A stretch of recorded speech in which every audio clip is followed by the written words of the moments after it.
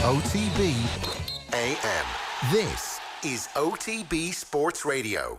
7:30 on this Tuesday morning. You're welcome along to OTB AM. Eoin and Nathan with you right the way through until 10 o'clock this morning. Plenty of good stuff coming between now and then. British champion flat jockey Oisin Murphy will be with us to chat about his incredible win in the 2000 Guineas at Newmarket a little bit later. We've got our latest best case, worst case scenario ahead of the return of the Premier League. We're going to get to Liam Griffin in just a moment, who's got a lot to say about the return of Gaelic games, and there's going to be a reaction as well to the sad passing of Tony Dunne.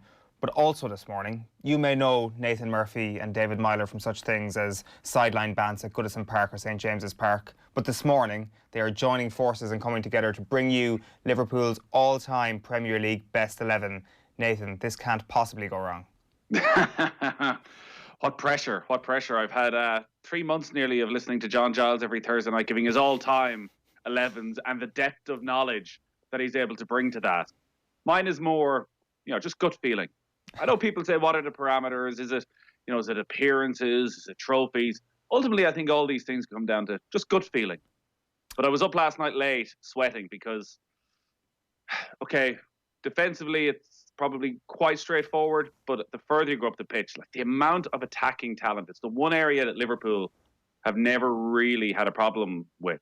And are you going for 2 forwards or 3 forwards? You look through the Premier League era. Ian Rush was still banging in goals for the first 2-3 seasons of the Premier League era. Then Fowler comes along. Then Michael Owen comes along. All right, there's a barren spell maybe as Milan Baros is leading the way when they win the Champions League. But then you've got Torres. The day Torres leaves, Suarez arrives. Then you're into Mo Salah, Sadio Mane, Roberto Firmino. So trying to pick 2 or 3 from those has caused quite a bit of stress. It's also going to be incredibly hard to avoid recency bias here, given we are currently living in the midst of one of the greatest ever Liverpool teams, certainly the greatest of the Premier League era. And the entire conversation about Liverpool greatness has sort of been redefined, and you've had to rethink everything over this past year because of what they've achieved. Like, it's not just a good Liverpool team, it's a great Liverpool team. And thankfully this is just a Premier League era, because if you're going back, as John Giles did, into the all-time 11, like, it was always set in stone that, say, Alan Kennedy was their best ever left back, that Phil Neal was the best ever right back. Whereas now you're looking at Alexander-Arnold and Robertson and wondering, can they get right up there? Likewise, like Virgil van Dijk, is he in that sort of mix? Mo Salah, Jordan Henderson, where does he fit into that sort of conversation? So definitely they've changed absolutely everything. And for once, it's a battle of recency bias and acknowledging just how good a team this is, even though some of them have only been there a short period of time. But look at what they've achieved in that short period of time. Again, sort of a nice nostalgic feel of that early 90s Liverpool side. It didn't win very much, but had a lot of character. That's all you wanted from your Liverpool side. Like, it's interesting when we're not going to reveal your team just yet, but there are a few moments where you've dipped into the past Liverpool here. I wouldn't have been surprised if I just saw the current 11 or the best 11 that Jurgen Klopp could pick on the sheet, but you have strayed away from that a little bit. Is that almost fighting the recency bias a small bit? A little bit, and at times there's, again, maybe it's a lack of appreciation of what this current team is doing. Like, Gini Wijnaldum, I was just thinking about this afterward. Like, Gini Wijnaldum has been just unbelievable for Liverpool for the last couple of years. Like, is he better than Xabi Alonso? Has he achieved more for Liverpool than Xabi Alonso? See, this is Xabi Alonso won a European Cup, got them to another European Cup final, was sort of totally got the best out of all the players around him as well, got the best out of Steven Gerrard while he was there. But is there again a sort of nostalgia? Did Xabi Alonso do it week in, week out? Well, Nathan, here's the question we should, just for people who want to get in touch with us and give us their Premier League 11s for Liverpool. Are we judging this on their performances at Anfield, or are we judging them on the greatness of the player who may have happened upon some of his greatness at Liverpool? So I'm thinking like Javier Mascherano right now. I'm thinking about 2-time Champions League winner. What has he won? 5 La Ligas. But what has he won with Liverpool is a question you might ask. I think you're just what they achieved at Liverpool. I think if you're going into their all-time greatness, and again, like, it's impossible for anybody to really keep up with a Mascherano or a Xabi Alonso, who's won the European Championship and won World Cup with Spain. I think by and large, you have to just look at what they've achieved at Liverpool. But individual talent comes into it as well. the Liverpool midfield, this current Liverpool midfield, a lot would argue that the talent and the world-class players are at the back and in front of them, and their job is to be industrious and to run and to get the energy levels as high as possible, win the ball back and get it forward to the more talented players. Whereas Alonso, Gerrard, Mascherano, there was probably more expected them as a midfield than there is of this current midfield. I even think, I don't know how James Milner didn't overly come into my reckoning, but what he's done at Liverpool over the last 4 or 5 years, brilliant at left back for a season, has never done anything wrong in the middle of midfield. And again, should that push him ahead of some of the greats of the 90s who won little or nothing, won the odd FA Cup, the odd League Cup? I'm sure Steven Gerrard or Luis Suarez can step up and take the penalties in your fictitious team anyway, so that probably lessens the case of either of them are in the James side. Milner. Neither can I, to be honest with you. I'm going to look at it right now and have a look at it. But spoiler alert, no James Milner, no Gini Wijnaldum, I think, from the way Nathan's talking. We'd love to hear your team. Tweet us at Off The Ball or comment on the stream below. Give us your 1 to 11 of Liverpool greats from the Premier League era. We're going to be back in just a moment, but you want to hear this. Liam Griffin was on the show last night with some incredibly strong stuff about the life of club players in the GAA. Have a listen. There's a lot of stuff out there still detailed to be confirmed between Fáilte Ireland and the powers that be on the health side. And I suppose the one big imponderable is the 1 metre or the 2 metres. That's going to make a massive difference to an awful lot of operators, particularly medium to smaller sized operators, and to everybody, to be fair. So if it becomes 1 metre, I'm not advocating for that. I think it's up to these people to make the call. They've got the call right so far. In many areas, some areas a little bit patchy, I accept that fully. But if it goes back to 1 metre, I think it's going to make a massive difference, and it'll help to make it ease everybody through it. And if it doesn't come back to 1 metre, I imagine several might not open because it may not be worth their while. For the simple reason that you still have your overheads, but you can't fit enough people in the door. Absolutely, it's just double with the 1 metre. But at the same time, we have to recognise the great job that's been done in keeping the R rate down.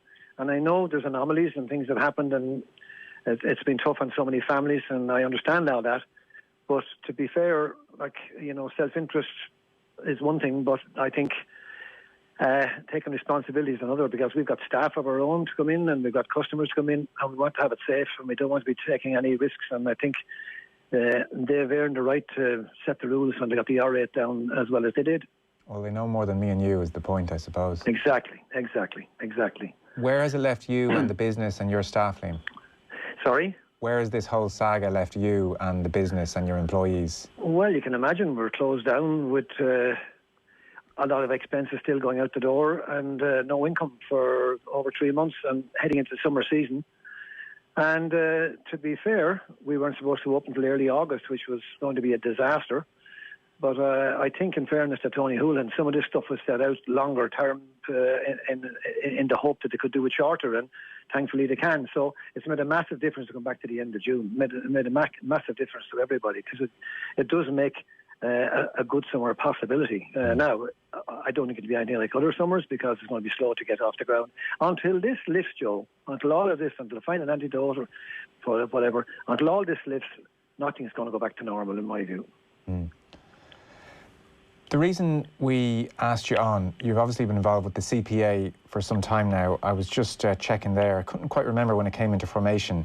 3 years ago. 3 years ago. Yeah, 4 years ago. Is it 4? 4 years ago in January. A player, I think the best way to visualise this is a player at 27 will be 32 before he sees a single change. That's going to impact him as an ordinary club player. And quite frankly, that's just not good enough, despite the fact they've done great work in recent days, but that's not fair, and that's gone on for many, many years. Yeah. Can you sum up the last, say, 4 or 5 years and what's gone on? Because I lose track. We hear you're in a task force, and then you're not in a task force, and then, you're being recognised at Congress and then not being recognised, and you're in for talks, and then we hear, well, maybe the talks are only a bit of a facade. The simple question for somebody who's kind of casually following this, be they of the GAA or not, what has actually happened over the last 4 years on this front? Well, I suppose the first thing that's happened is we wound up with a completely new hurling championship, which came in just on the back of when we started to look for a special congress even to discuss fixtures. And when they suddenly found that the Super 8s were coming in, and if nothing was done for hurling, all of a sudden there was a hurling conference, an extraordinary conference held or convention held in hurling, and hurling then changed its format.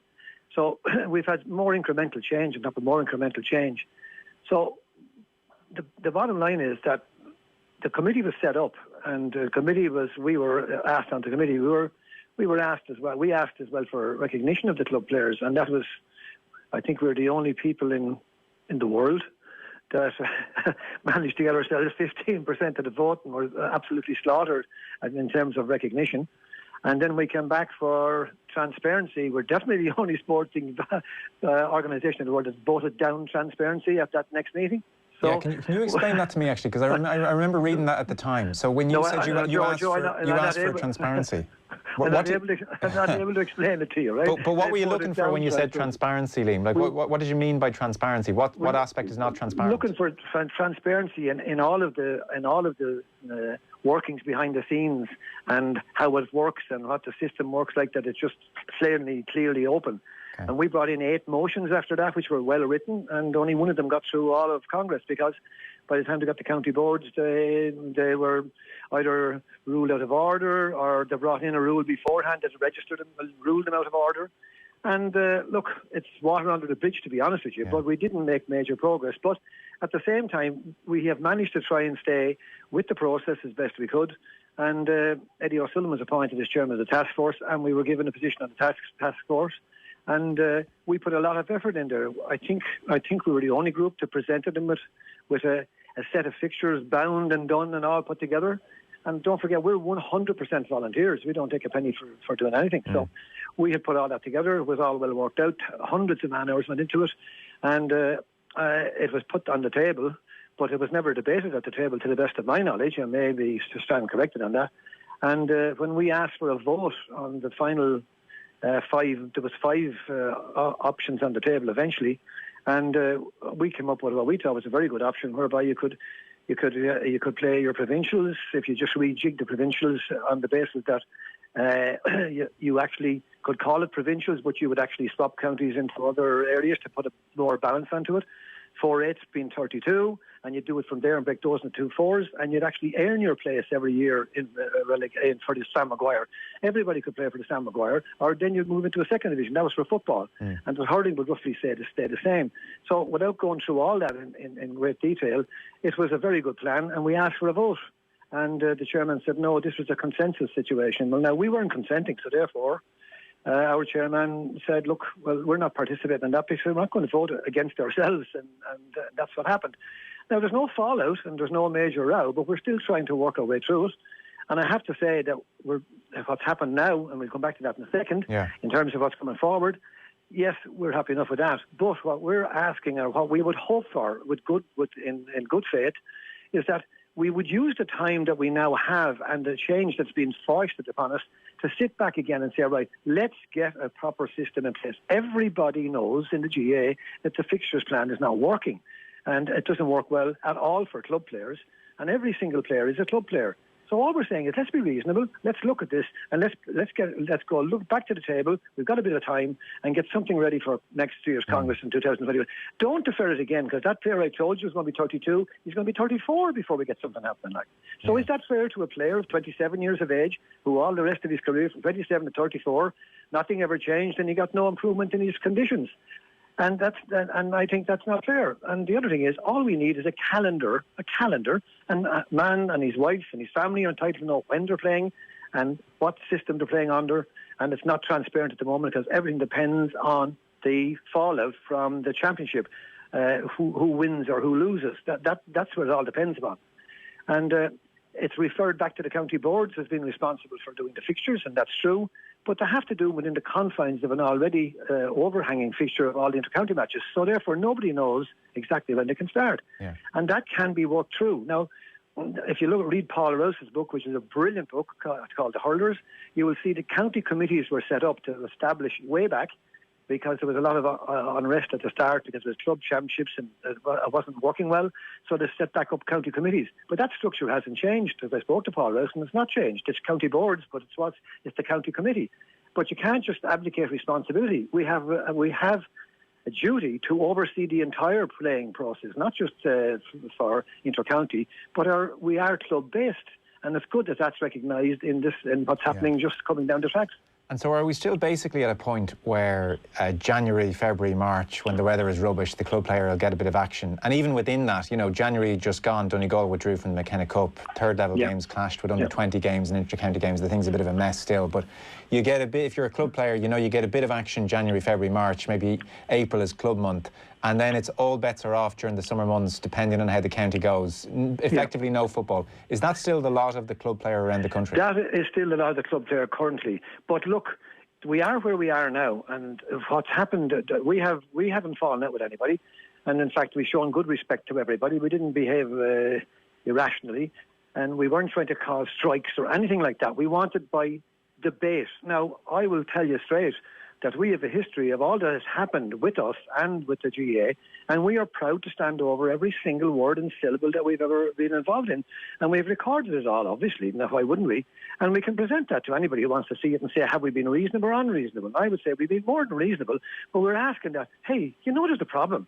Fitzgibbon, you've got, you know, all of the various colleges, you've got the Walsh Cup, you've got the matches to play for a player's injury fund. We've got a whole plethora of fixtures that are all running one into the other, and there's no reason why logic can't be put on the fixtures, and that's the fact. There's no reason why we can't just sit down and say, right, let's look again, please. Just let's look again and see can we do it better. What is wrong? What's negative about that? If it's going to do it better... And what's the answer to that question? Because to me and everybody listening, that's very reasonable. Well, the answer to that question is we had the meeting. They haven't put forward the proposals that they brought to the last committee meeting, which was before Christmas, when the GPA or CPA made their point. Look, we can't sit here and be complicit. We're not prepared. We're not. It's not a consensus operation. We're not consenting to this, so therefore we can't sit here. Since that date, it didn't get to Congress, and it was transferred, and then it was supposed to be maybe a special Congress again at the end of the year. So really we are where we are, and they have some plans before them which they haven't put back to Congress. But we're saying, folks, can we just please settle down, look at this, and come up with a fair system for everybody? And I keep saying, the man of 27 is aging. Why should he have to age in a place that hasn't changed? It's not fair to him. And for a man who's married and his wife is paying the mortgage and got kids and they want to know when they're going on holidays, it's not fair to him. It's not fair to the inter-county player because they've been pulled and dragged. That we need a calendar of events, and they have it in every sport in the world, and I don't see why we can't do it. And there's a fantastic rule in rugby, I think it's 9.7 or 7.9, where it shows how they lay out all of their fixtures, and nothing wrong with having a look at that, because we've had a look at that. Even the NFL, we've looked at 32 teams, how to play it. It's just down to logic. And if we're stone mad, sure they can write it off. But if they'd look at it in a fair manner and say, yes, we recognise there's a problem, and this is how we can try and address it. We've had to address the COVID because we were forced to, and that's where we are. So look, come on, let's just sit down and try and get it resolved. And we're all GA people who have been spent a long time. All of us on the executive have put a lot of time into our own clubs up and down the years and into our own counties in many instances. So we're not the enemy. Yeah. If we were speaking 3-4 years ago, I'd be very optimistic hearing your message now. But the fact is 3-4 years have gone by and we don't seem to have got very far. Like when you're in a conversation in a room with people like John Horan or Tom Ryan, does the GAA acknowledge that there is a massive problem for your 25,000 members and beyond? Do they acknowledge that things are broken? Not in so many words, no, not in so many words. They say they keep referring you back. Right? For example, we started up first, they told us, you know, you're not recognised, you've got to go to Congress to be recognised. Yeah. So we went to Congress and I'd stand up and ask to recognise it. And maybe with me, put them off. But anyway, we were slaughtered. So that was the decision of Congress. So therefore, I suppose, you're a write-off. You don't count, you couldn't even get recognised. But at the same time, the GPA are recognised, and I have no issue with the GPA being recognised as such. They did that way before us. We wanted to come in and just say, let's do it, and they told us to come about it that way, so we tried. It didn't work. And then when that happened, it put us behind the 8 ball, but they still talk to us, to be fair to them. So I suppose if they're talking to us, they recognise that there's a problem.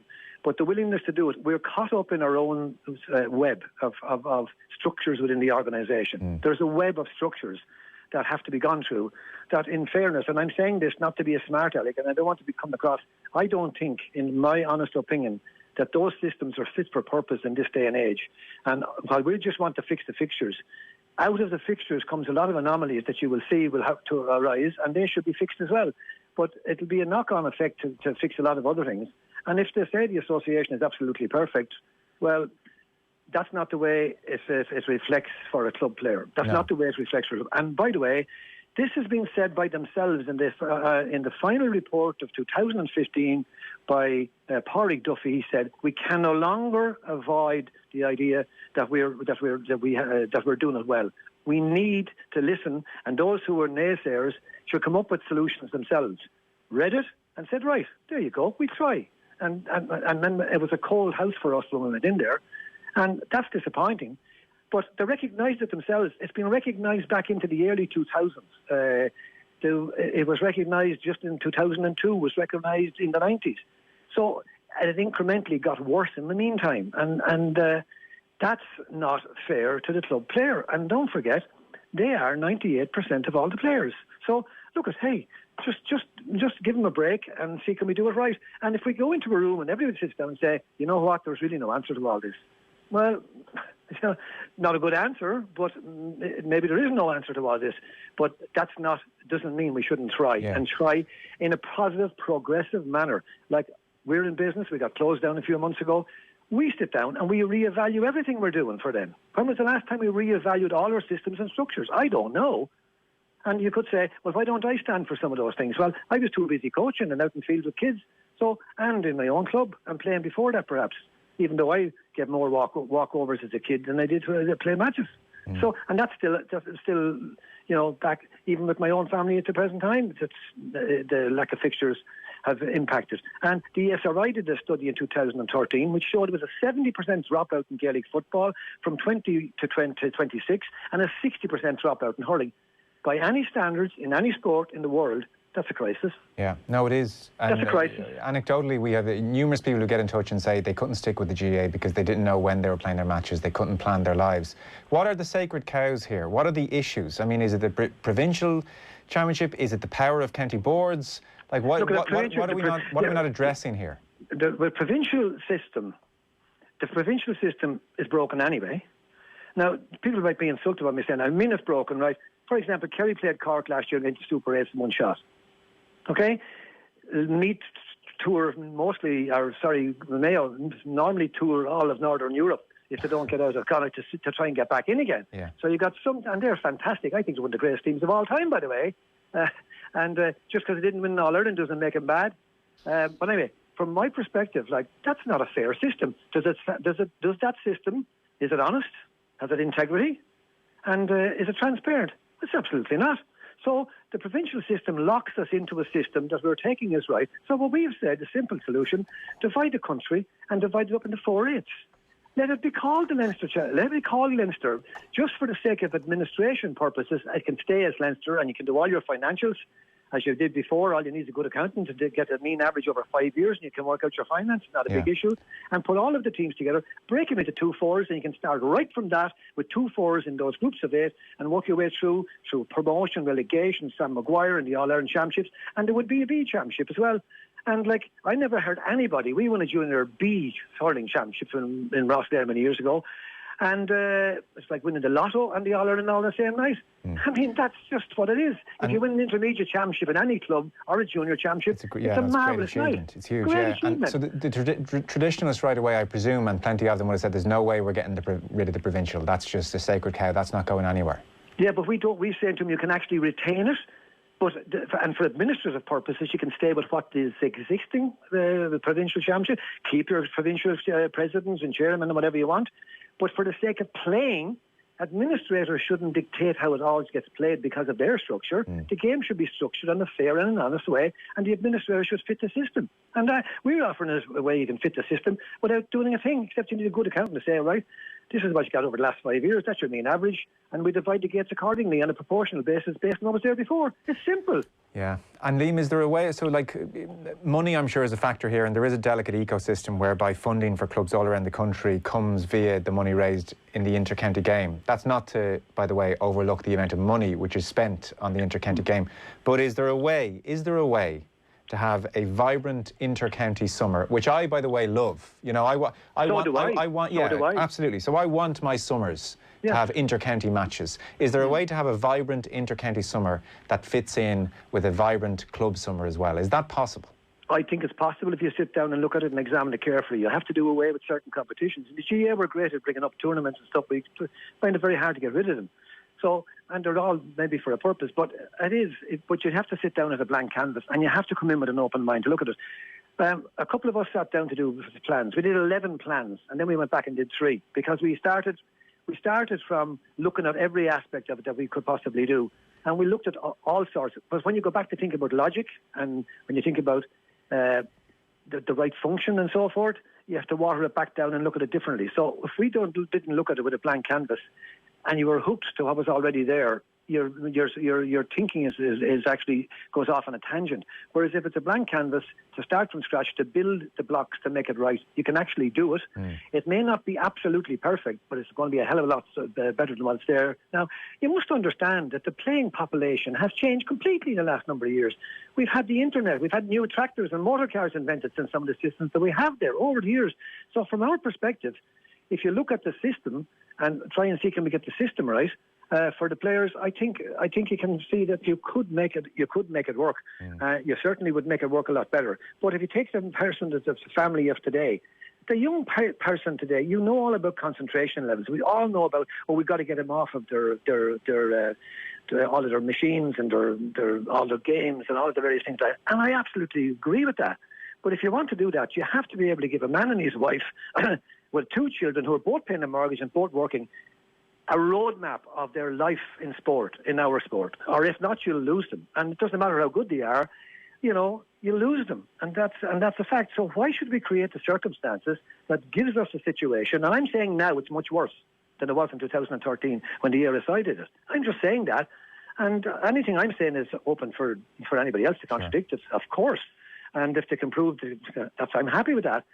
But from our point of view, people are entitled in the year 2021 to know, for a man and his wife and 2 kids, how their life is going to be structured around their games. They have to do with everything else because both of them are paying the mortgage. And the wives of today are different than my wife, who, God love her, put up with a lot of hardship with me from going to matches and training teams and doing all sorts of stuff. And a lot of our wives during my generation were abandoned when we were playing games. And you know, that's just... Life has changed, and we need to recognise that. And I'm just resting my case on why have we so much, and we don't keep a record, by the way, in every club in the country, which we should. What is the fallout in every club in the country? Do we know? No, we don't. As far as I'm concerned, we don't know. And that's something we should be debating at national level, and people should be bringing them forward. And then we've got other issues besides all of that as well. How come, if you want to spread the tangent, how can we spread hurling it through the country? I've met more people who never had a stick in their lives in Ireland, in my own country, than have had. So why is that? How can we help hurling as well to integrate that? And you can put all that on the table and look at those various issues. But our main agenda is fix the fixtures, and we think that a lot of good stuff will happen from there. And I'm saying, where's the downside? Show me it. Where's the downside? Anthony Moyles was on the show back in January talking about the situation, and that was on the back of a survey where 3/4 of your membership in January would back a more aggressive approach by the Club Players Association. And I know that I watched back that interview today. Anthony said over these however many years now, his cynicism has grown over the past few years, and I'm not saying he was worried, but I think he definitely a touch, more than a touch, frustrated and beaten down by the whole experience of trying to sort this whole thing out. Well, the club player who's 24, 25 now, where's he or she going to be in 5 years? Not playing the game. A lot of them, 60% of them won't be playing the game if the statistics are in hurling, and 70% will be playing Gaelic football if it comes down the line. And the other thing is arising from all of this is that I know Anthony was beaten down by the whole lot of it, and I can understand why he would be beaten down by the whole lot of it. But goodwill is what's needed, and it's not. You do feel as if you're a kind of a bit of a troublemaker, and some of the lads would feel that we're causing maybe it's troublemaking.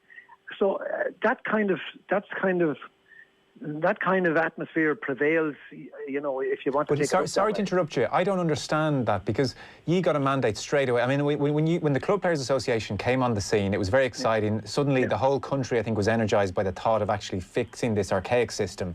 25,000 members pretty much straight away. And you resisted. I remember numerous media outlets asked you, or Anthony or various other speakers, was strike a possibility? Would you just call the club player out and strike? And you always said no. It was always conciliatory. It was always very, I would say, constructive, your conversations. Always. So I just don't know. And you went through the humiliation at Congress where you weren't recognised, and I think Nicky Brennan had to stand up and say, hang on here a second, let's just see what the right thing to do here is. So I don't know how after 3-4 years of behaving in that manner you could be fairly regarded as troublemakers by the GAA.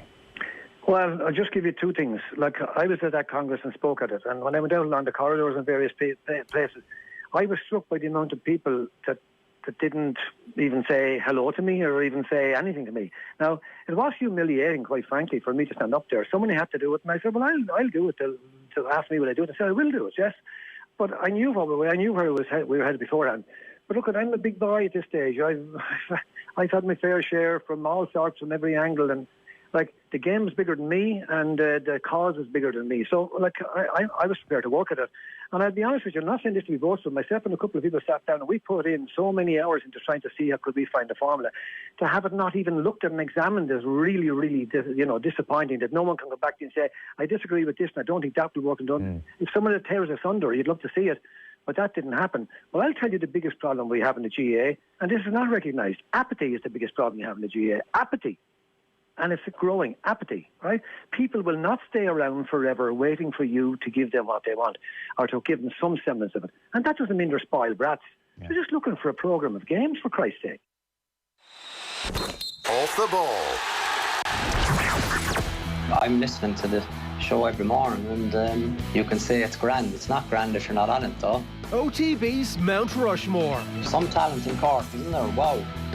A few of the GA boys weren't happy, but it was my sporting hero. I was contesting, I think, against Jimmy Barry Murphy. So once you're in that company, everything is good. Join the debate across all our social channels at Off the Ball. It's very, very special. Believe me, I think it becomes more special when you're on the couch, because there's something, unfortunately, inside me that's ultra competitive, and I need to be there. Catch the live decision-making over the next few months on OTB AM on the OTB Podcast Network. Missing this? I remember Ollie texted me Solskjaer. One or two people would get hold of my number, unfortunately, and he would text me. Then get this, the all-new OTB Sports app.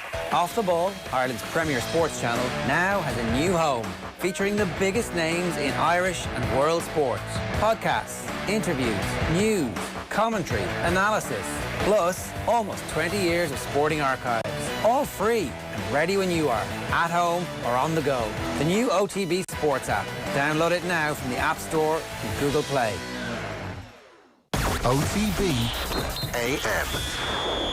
You're welcome back to OTB AM. It is 3 minutes past 8 on this Tuesday morning. If you've just joined us, you can catch the full Liam Griffin chat back now on the OTB Podcast Network or on youtube.com/Off the Ball. It is a fantastic conversation and well worth seeking out if you've got any interest in the GAA and where it's going over the next couple of months. If you are just catching up on your news this morning, you might have missed this sad story overnight that former Manchester United and Ireland defender Tony Dunne has passed away at the age of 78. Nathan Murphy is with us for the morning until 10 o'clock. And Nathan, this is a man you would have been thinking about quite a lot actually over the last couple of weeks, especially when you're doing your Manchester United piece with John Giles.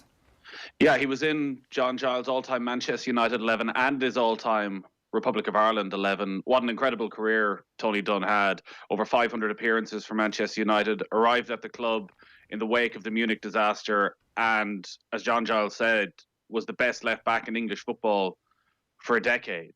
European Cup winner, part of that European Cup winning side in 1968, and just a true all-round legend of the Irish game. And terribly sad to hear that news last night. And like, one of those players for so many of us before our time, and it's been one of the great things about talking to John Giles is hearing the stories of these players. You only have to look at how quickly sport moves on. The FAI have been doing their own all-time Republic of Ireland 11 online on social media over the last few weeks. I think Tony Dunne got 1% of the vote when they were talking about left back, simply because that generation, they don't remember him. There's very little footage. You can watch back to 68 final, you see a very solid defender. The one, the easiest comparison to make, as John did himself when he was picking his Manchester United team, is with Dennis Irwin. He was just a very solid, reliable left back. There was nothing particularly flashy about Tony Dunne. He did his job. He won his tackles. Very, very difficult to get past. You know, I think, as John said, in 10 years, he never saw anybody give him the runaround. Good passer of the ball, you know, rock solid mentality, and a good personality as well. So clearly a great player for Manchester United, and to be very much in that mix when United are talking about their greatest ever left backs, and to be part of that first ever side that won the European Cup in 68, I think cements his legendary status. This is the sort of thing that John Giles affords us, the comparison between that era and this era, where we can't possibly hope to even put Tony Dunne in a modern context, whereas he's actually played alongside them, played alongside some of those greats, witnessed as a pundit some of the modern greats, and really gives us a great sense of how great these players were. And Tony Dunne is one of these players, and of course, as you mentioned, you spoke about it on Thursday Night Football with John Giles. Here's what John had to say about Tony Dunne at the time. Left back, I've got Tony Dunne. Two Irish players on the two full-back positions. Yeah. And a lot of people, like Tony's going back to my time, so a lot of people wouldn't remember Tony. But Tony was very similar in temperament to Dennis Irwin. Did the job quietly, but terrific. Very quick, Nathan. He played the Manchester United's great years. He was in the Manchester United team when they won the league in 1964.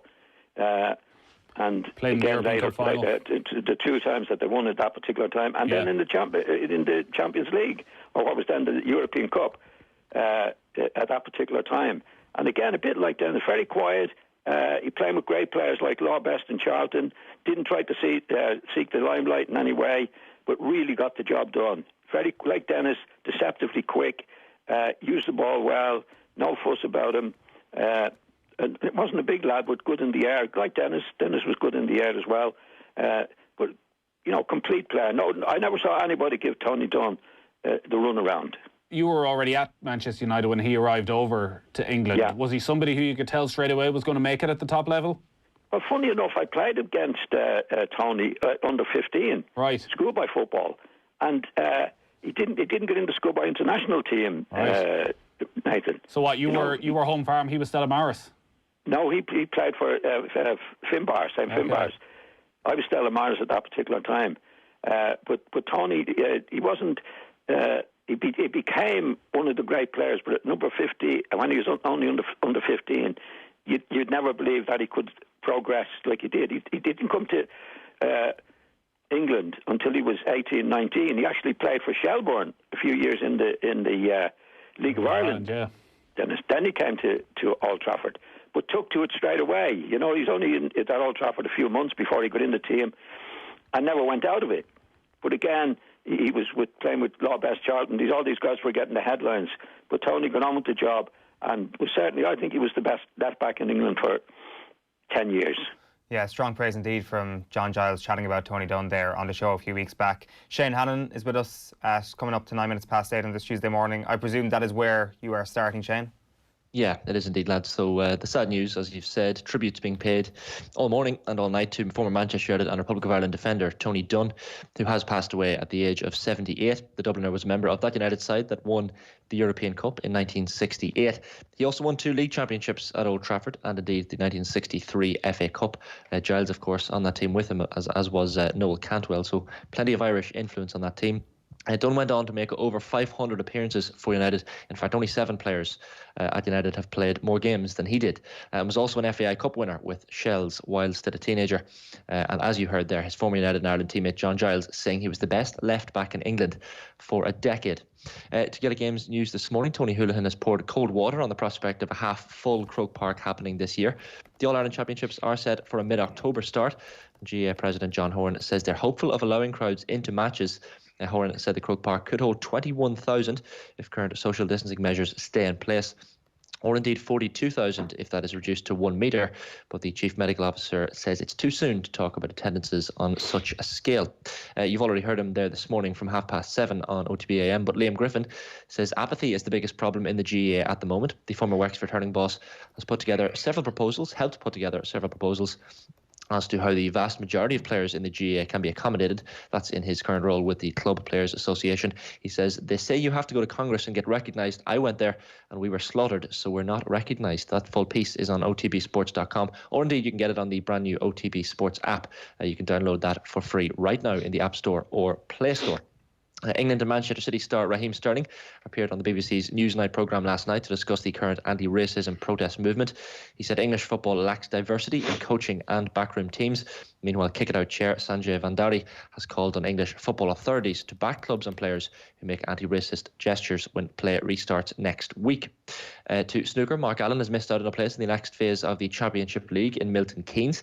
The Antrim Cubist drew with Martin O'Donnell 2-2 late last night, a result which saw him miss out on progressing to the winners' phase from Group 11. And yes, I was indeed up until 1:30 last night watching that, of course, as a snooker fan that I am. Ronnie O'Sullivan back in action this afternoon at the Behind Closed Doors event. So if you want to catch him, ITV4 around 3 o'clock this afternoon, the Rocket is in action. League One clubs in football are expected to vote to end their season early when they meet today. If the campaign is brought to a conclusion, points per game will be used to decide the final table. It would mean Tranmere, Southend and Bolton will be relegated to League Two. Adam Lallana is set to sign a very short contract extension with Liverpool. The midfielder's current deal was due to expire on June 30th. But he will be needed for that short period as the champions-elect see out the season.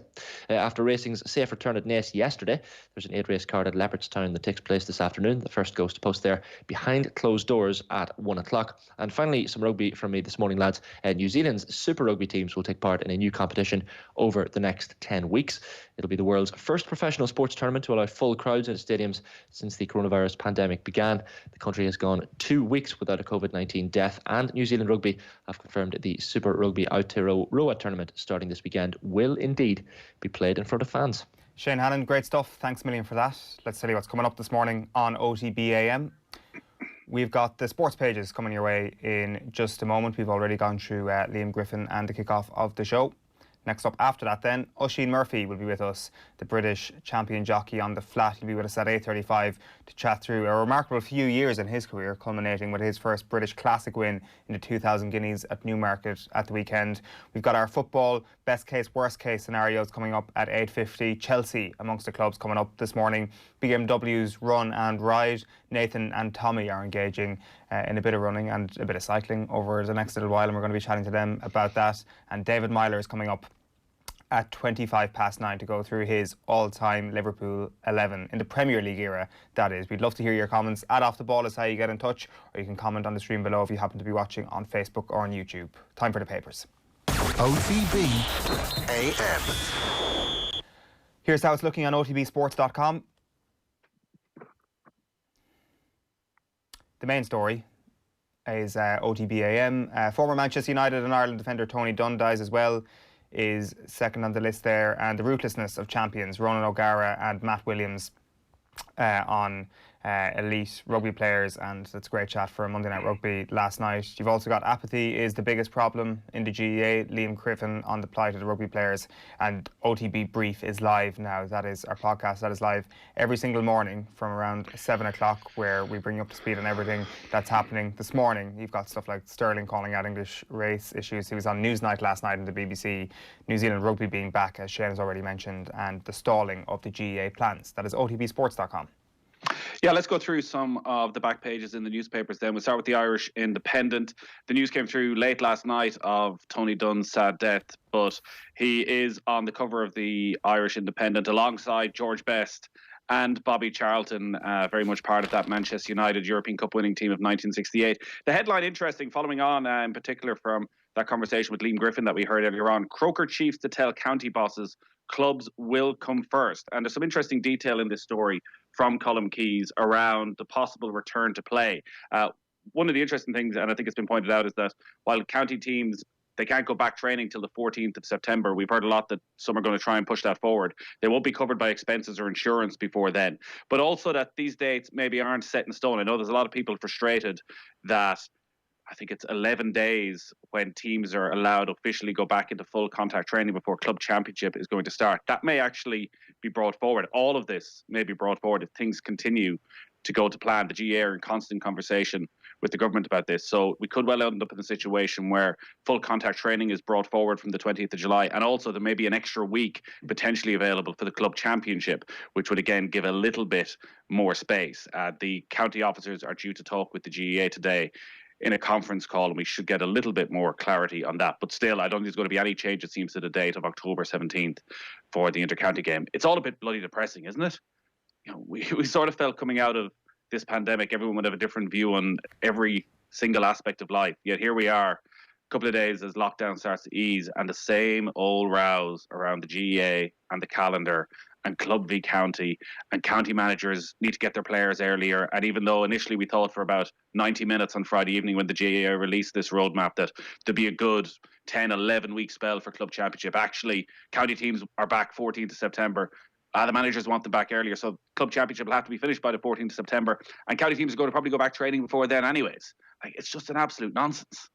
The one saving grace of this summer was going to be avoiding the cut and thrust of the same old conversations about Gaelic games, the club player versus the county player, and the same things we have at the same time every year. It turns out the same conversations are going to happen, but just at a different time of the year this time. You're right, it is actually kind of depressing when you think about it, and you put it that way, and all those interests are being furthered. I did find it interesting looking at Friday and the roadmap, how the GAA have mentioned perhaps coming up with an overall calendar in terms of how you're going to work this thing over the next little while. There's never really any sense of an overall calendar or a master fixtures plan, to use the correct term. There was never any sense of this master fixtures plan over the last few years or few decades, really, when the GAA was desperately crying out for some sort of coherence and some sort of plan for club players to know when they're going to be in action, or for county players to know when they're going to be in action. I guess it's definitely harder on the former in that list. But now they've been pushed up against the wall. They have come up, or are going to come up with a master fixtures plan, and it'd be very interesting to see if this would be something that perhaps might spark a future master fixtures plan, and all parties could be well served in this. But as you say, the early signs aren't great on that front. I'm sorry, I do not want to hear inter-county managers coming out bitching and moaning. We've just lived through an unprecedented, and are living through an unprecedented global panic and pandemic. These are exceptional times. It's not an ideal scenario. You're not going to have a 6-month build-up to one crucial championship game. Just accept it. Everybody should be on the same hymn sheet here. Okay, club players can go back. Every player can go back and train hard for 2-3 months with their club, and you get a full month, 4 or 5 weeks. It's not ideal. It's not perfect, but it's an amateur game. It's meant to be an amateur game. Everybody will be in the same boat. Just go with it. Put the head down and say, you know what? There's greater issues in the world right now. We're just going to do this for 1 year. And perhaps feel privileged that there is an opportunity this year to actually get to contest in All Ireland. Like, it's contesting All Ireland, but also, like, we all know the stresses and strains people are under. Players, club players, need to get out training. They need to get out playing matches. They need to go and be able to express themselves, and just to ease the anxiety and the burden that's been on them. Yet, all the talk again is the inter-county game. When can they get back? When can they get back? The sooner the better. Like, it's important. We all want those big championship days. We'd all love to see, even behind closed doors, some form of an inter-county championship. But why? Everything else in the world is going to be different after this. Why shouldn't Gaelic football? Just get on with it. It's not like the club players have a massive run in either once fixed training is allowed. There is a slight sense of entitlement of an inter-county manager saying, well, we need to get our players back. It's not as if the club players are sitting on their hands waiting for this championship to start. They are hamstrung by the GAA return to play. It's not in line with the government protocols. It's far more cautious than that. And as a result, the club player will have a fairly short turnaround between going back to training and starting competition. Some will say that that is not nearly enough, and in an ideal world, they would like to be back earlier, but they can't.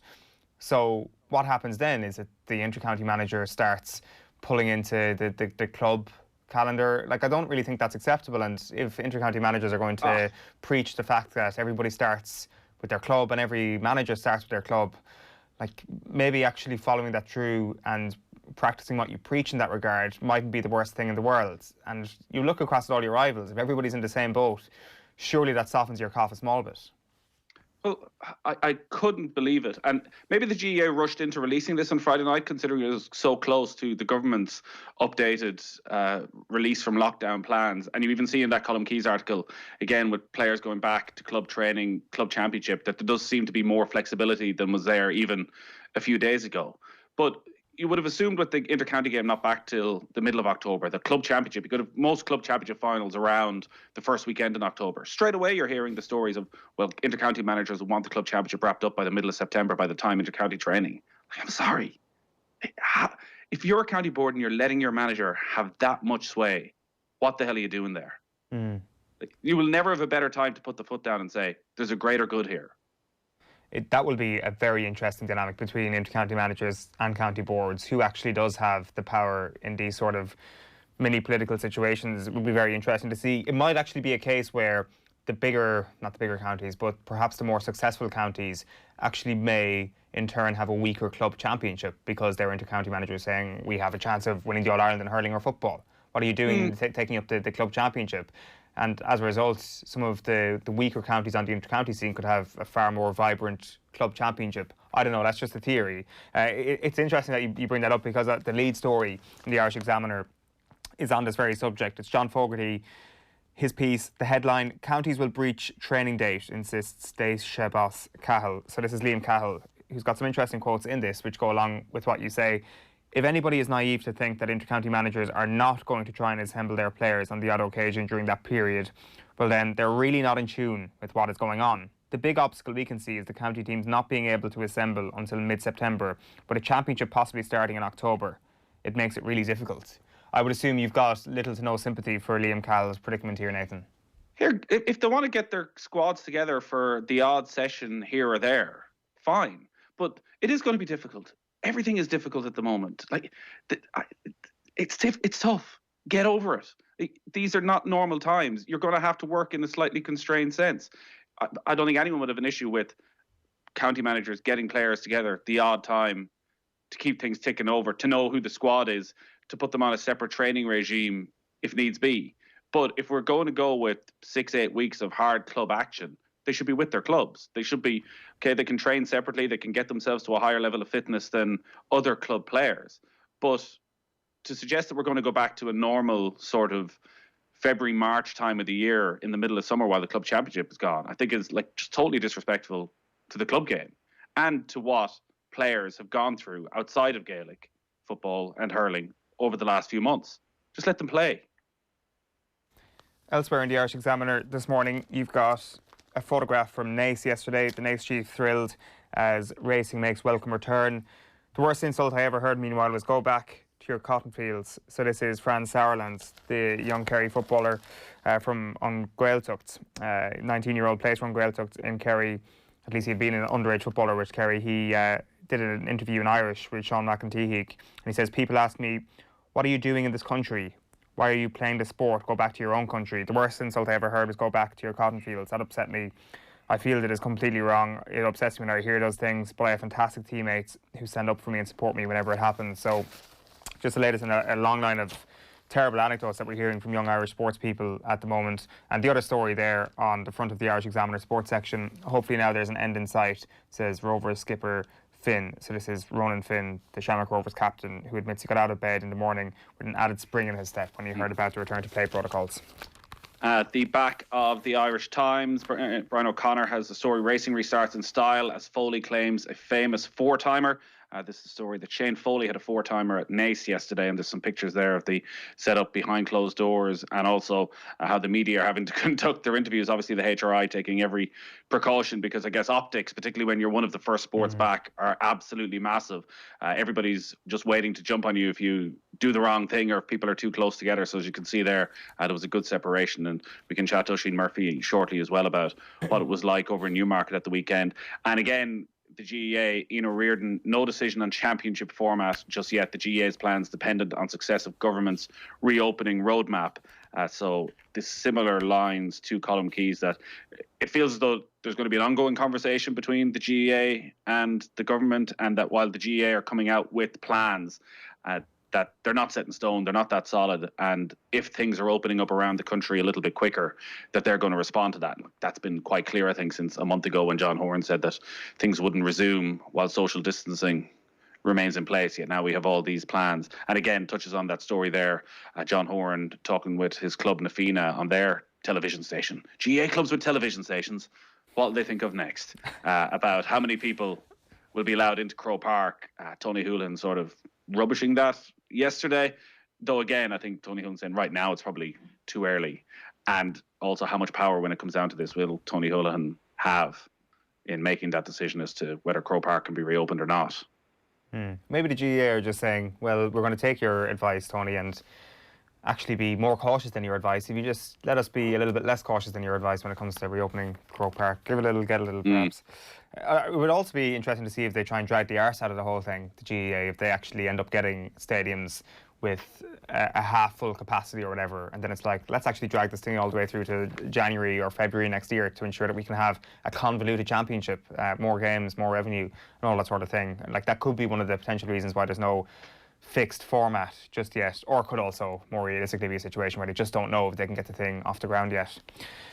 The London Times this morning leads with a photograph of the players of Borussia Mönchengladbach celebrating in front of their supporters in cardboard cutout form. Brighton are charging £20 to be a cardboard fan. Supporters can pay to have image in the ground for final 5 home games of the season. The main story, though, is from Raheem Sterling, who was speaking on Newsnight last night. Black managers are ignored, he says. Sterling says Gerrard and Lampard give him prime jobs while Cole and Campbell miss out. Extremely strong stuff from Raheem Sterling last night. He says there's something like 500 players in the Premier League, a third of them are black, and we have no representation in the hierarchy, no representation in the coaching staff. He talks about Steven Gerrard and Frank Lampard getting their jobs. Then he talks about Sol Campbell's and Ashley Cole's having similarly great careers, all playing for England at the same time. They've all done their respective coaching badges to coach at the highest level, and the two that haven't been given the right opportunities are the 2 black former players. Also in the London Times this morning, there is news today that the salary cap is to be cut by £1 million. This is to do with rugby in the UK. Premiership rugby clubs have voted to cut the salary cap from £7 million to £6 million over the course of the next 2 years to try and fix their broken financial model. And amateurs face solo marathon. So this is entrance for this year's London Marathon in October. May be encouraged to run the distance solo to raise money for their chosen charities if revised plans for a mass participation race have now been aborted. On the back of the Irish Mail, the pictures of Natalia Coyle, who was back in training at the National Aquatic Centre yesterday. All our elite athletes allowed return to training. More stories there on the possibility of fans returning to stadiums. The IRFU push for fans to attend August Interpros. Rory Keane has this story. As we know, the IRFU hoping to return August 22nd, Leinster against Munster at the Aviva Stadium, and they're looking into the possibility of, again, can things be fast forwarded, that they have some sort of attendance at those games. We've seen in New Zealand that new rugby tournament's going to start this weekend with full stadiums with no issues at all. Now they have, it seems, completely killed off the virus in New Zealand. They're at a very different stage still to where we are in this country. But it's incredible how quickly the conversation has turned. I would still be of the belief that we won't see supporters in stadiums for quite a while. And maybe if you're running these organisations, you have to be optimistic. But for the IRFU to be hoping to get fans in August is in many ways very promising if they're getting information that maybe we're not fully on top of. And they're following the lead of the RFU. We're hoping to get 40,000 into Twickenham over the next little while. And also, again, returning to the GAA, Movable East, Connacht Chief ready to take final to Croker. This is a story that John Prenti isn't against bringing the Connacht football final to Croke Park. You wouldn't be surprised if all the provincial finals, if almost all the big games took place at Croke Park towards the end of the season, if the intention is to get as many people as possible into these games. Might have to be the case, for sure. Back page of the Irish Daily Star is "This has to change. Sterling anger at lack of opportunities for black managers in the Premier League." Tributes for United hero Tony, as we've already mentioned, and Irish racing's back. Racing returned at Naas yesterday with jockey Shane Foley enjoying a 13,218 to 1 four-timer, which was a fairly incredible day for him. Reds given green light. This is Liverpool, who've been clear to win the title on Merseyside after the city's mayor and police said they will not push for games to be played at neutral venues. And then you've also got more on that Franz Sauerland story. G18 hits out at abuse. At the back of the Sun, kneel to make a stand. Premier League chiefs, we must address this as a league, and also conversations ongoing as to what sort of gesture the Premier League players and clubs can make next week when the league restarts as a symbol of solidarity. And on the left-hand side, a couple of stories regarding transfer news in Manchester United. One of them revolving around James Rodriguez, who seems to be linked with Manchester United every summer, but now in a cut-price deal, potentially for James Rodriguez. And also that Chelsea are going to go head-to-head with Manchester United for Kai Havertz. So that's the stories in the back of the Sun. Would you take James now if you're a United fan? Like a midfield of Paul Pogba, James Rodriguez, Bruno Fernandes. and Bruno Fernandes is going to concede a lot of goals. Well, you know, just maybe you go with play Scott McTominay in behind. Yeah, play a little diamond. Bring back the diamond. Who's playing at the top of the diamond? So you play Bruno Pogba Fernandes on the left, Bruno Fernandes top, Pogba left, James Rodriguez right, and McTominay or Matic at the base. A lot of running for Scott McTominay. Yeah, you might want to spend a couple of £100 million in your defence there as well, I think. If you had a blank checkbook, who do you sign? James Rodriguez or Philippe Coutinho? Philippe Coutinho. Just Been there, done that in the Premier League. His stock hasn't plummeted that far. Well, no, he's obviously had some issues since he left Liverpool, struggled at Barcelona, struggled to get in the team, has had injury problems at Bayern Munich this season. Like, he's shown he can do it at a very, very high level. Has James Rodriguez showed that as consistently as Coutinho? I'm not quite sure. And I think as well, you go back to how good Coutinho, like there is quite a bit of hindsight because of how successful Liverpool have gone on to be since he left. But he was Liverpool's best player by a country mile for a couple of seasons. Was absolutely brilliant. Maybe again didn't have the consistency you would want at times to bring them to that next level. But I don't think there was any great questions about his talent. If Liverpool were looking at Timo Werner as some sort of, I don't know, failsafe or some sort of backup who could potentially slot seamlessly into the first team because, I don't know, Real Madrid could stump up the cash for Sadio Mane or something like that. Do you think that in a similar role they could revisit the Philippe Coutinho situation? I don't think so. I don't know where he plays right now for Liverpool. Yeah, he doesn't fit in that front three, does he? They've changed. Werner would have been a perfect fit because he plays out on the left-hand side a lot. He can play through the middle if needs be as well. He would have given them a lot of options as a fourth option. What a fourth option he would have been if Liverpool had gone there. Whereas Coutinho, Liverpool have changed their system completely. He was the main man. Everything pretty much went through Philippe Coutinho, where that's not the case. Like, you could put him out on the left-hand side. Is he going to be quite as effective? Is he going to get on the ball as much out there? Like, do you have him as a replacement for Roberto Firmino as sort of a false nine in a more advanced role? I just don't see the way Liverpool have gone in the last couple of seasons, there's been a place for Coutinho anymore. Let's wrap up the papers this morning. The back page of the Mirror is "This must change." These four are all Premier legends, but the two who haven't been given the right chances in management are black. Sterling's powerful message to stamp out racism in football. Victory for Kop in Derby. Meanwhile, Liverpool can win the Premier League on Merseyside, as we've mentioned. United hero Tony dies. This is Tony Dunne, who's passed away at the age of 78, as we've been speaking about. And Sonia says, "I had to take it on chin." Sonia O'Sullivan insists the IAAF's failure to investigate the Chinese athletes who came from nowhere in the 1990s to dominate is a shadow that hangs over her sport. So that is the Irish Daily Mirror this morning. Finally, the Telegraph also touching on the racism issue within English football. Kick It Out tells Game that Rooney Rule is not fit for purpose, and when you look at the lack of black coaches within English football, it's hard to disagree with that. And tokenistic to diversity is approach to the diversity issue is tokenistic, says Chris Ramsey. And again, I think there's a feeling that maybe the Rooney Rule is giving clubs a bit of a get out, that they're ticking all the boxes without actually doing a huge amount. And at the top of the page there, we touched on this yesterday, clubs agreed to slash salary cap to 5 million. Marquee player rule also reduced from 2 to 1. Changes begin in 2021-22 season to heal fractured finances of English Premiership rugby. So we all know what happened with Saracens, but this lockdown and the financial fallout from COVID-19 is going to be pretty disastrous, you feel, for rugby around the world, and particularly for English football, or English rugby with the way it was going. So they've taken some steps to try and address that. The Guardian leads with this League One row, which has erupted because teams have started training before key vote. So 4 sides in line for playoff places under EFL have been tested and they have trained ahead of other clubs. So naturally, a bit of controversy there in League One. And Lewis Hamilton there says a memorial should replace the Edward Colston statue in Bristol, which was, of course, thrown into the river, which you might have seen over the course of the weekend. That statue should stay in the river, he says.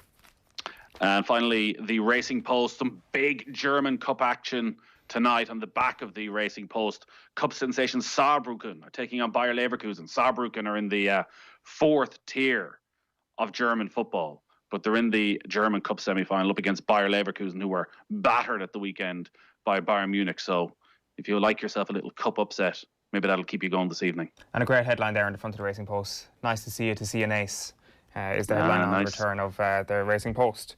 Right, let's have a look at the OTB Sports app this morning. The brand new app, of course. If you've been hiding under a rock for the last week, it is out now in the App Store and the Google Play Store. When you open the app, you land on your personalised home feed with some of our top stories. There's also the radio tab, as you can see there, where you can get OTB Sports Radio all day long. You can also listen to OTB AM, minimise the OTB Sports app and work away on other apps as well. And our latest video is available on the video tab, and then there's the OTB Podcast Network as well, as you can see. To download for free, just search OTB Sports app into OTB Sports, I should say, into the App Store or onto the Google Play Store. Right, delighted to say this morning on OTB AM we're going to be chatting to jockey Oisin Murphy after a pretty sensational weekend at Newmarket for him. Last night, though, on Off the Ball, Ronan O'Gara and Matt Williams joined Joe for Monday Night Rugby. Here is O'Gara on Dan Carter. It's Team New Zealand over there, but obviously the franchises are huge, but I think it's taken on a whole new level now with the fact of Dan Carter joining the Auckland Blues. I don't think anyone really saw that. I think I presume he was in contact with the Crusaders because that was his team, obviously, and the magic moments he had there. But I think it essentially boiled down to, as you know, that he doesn't want to be away from his family again. By the way, even Dan Carter's father has come out to say that he hopes his son lose when they play Crusaders. Yeah, well, there are still hardcores. Could I ask Ronan a serious question before we finish? Is Dan good enough for that level now? Ronan, is he still good enough to play Super Rugby?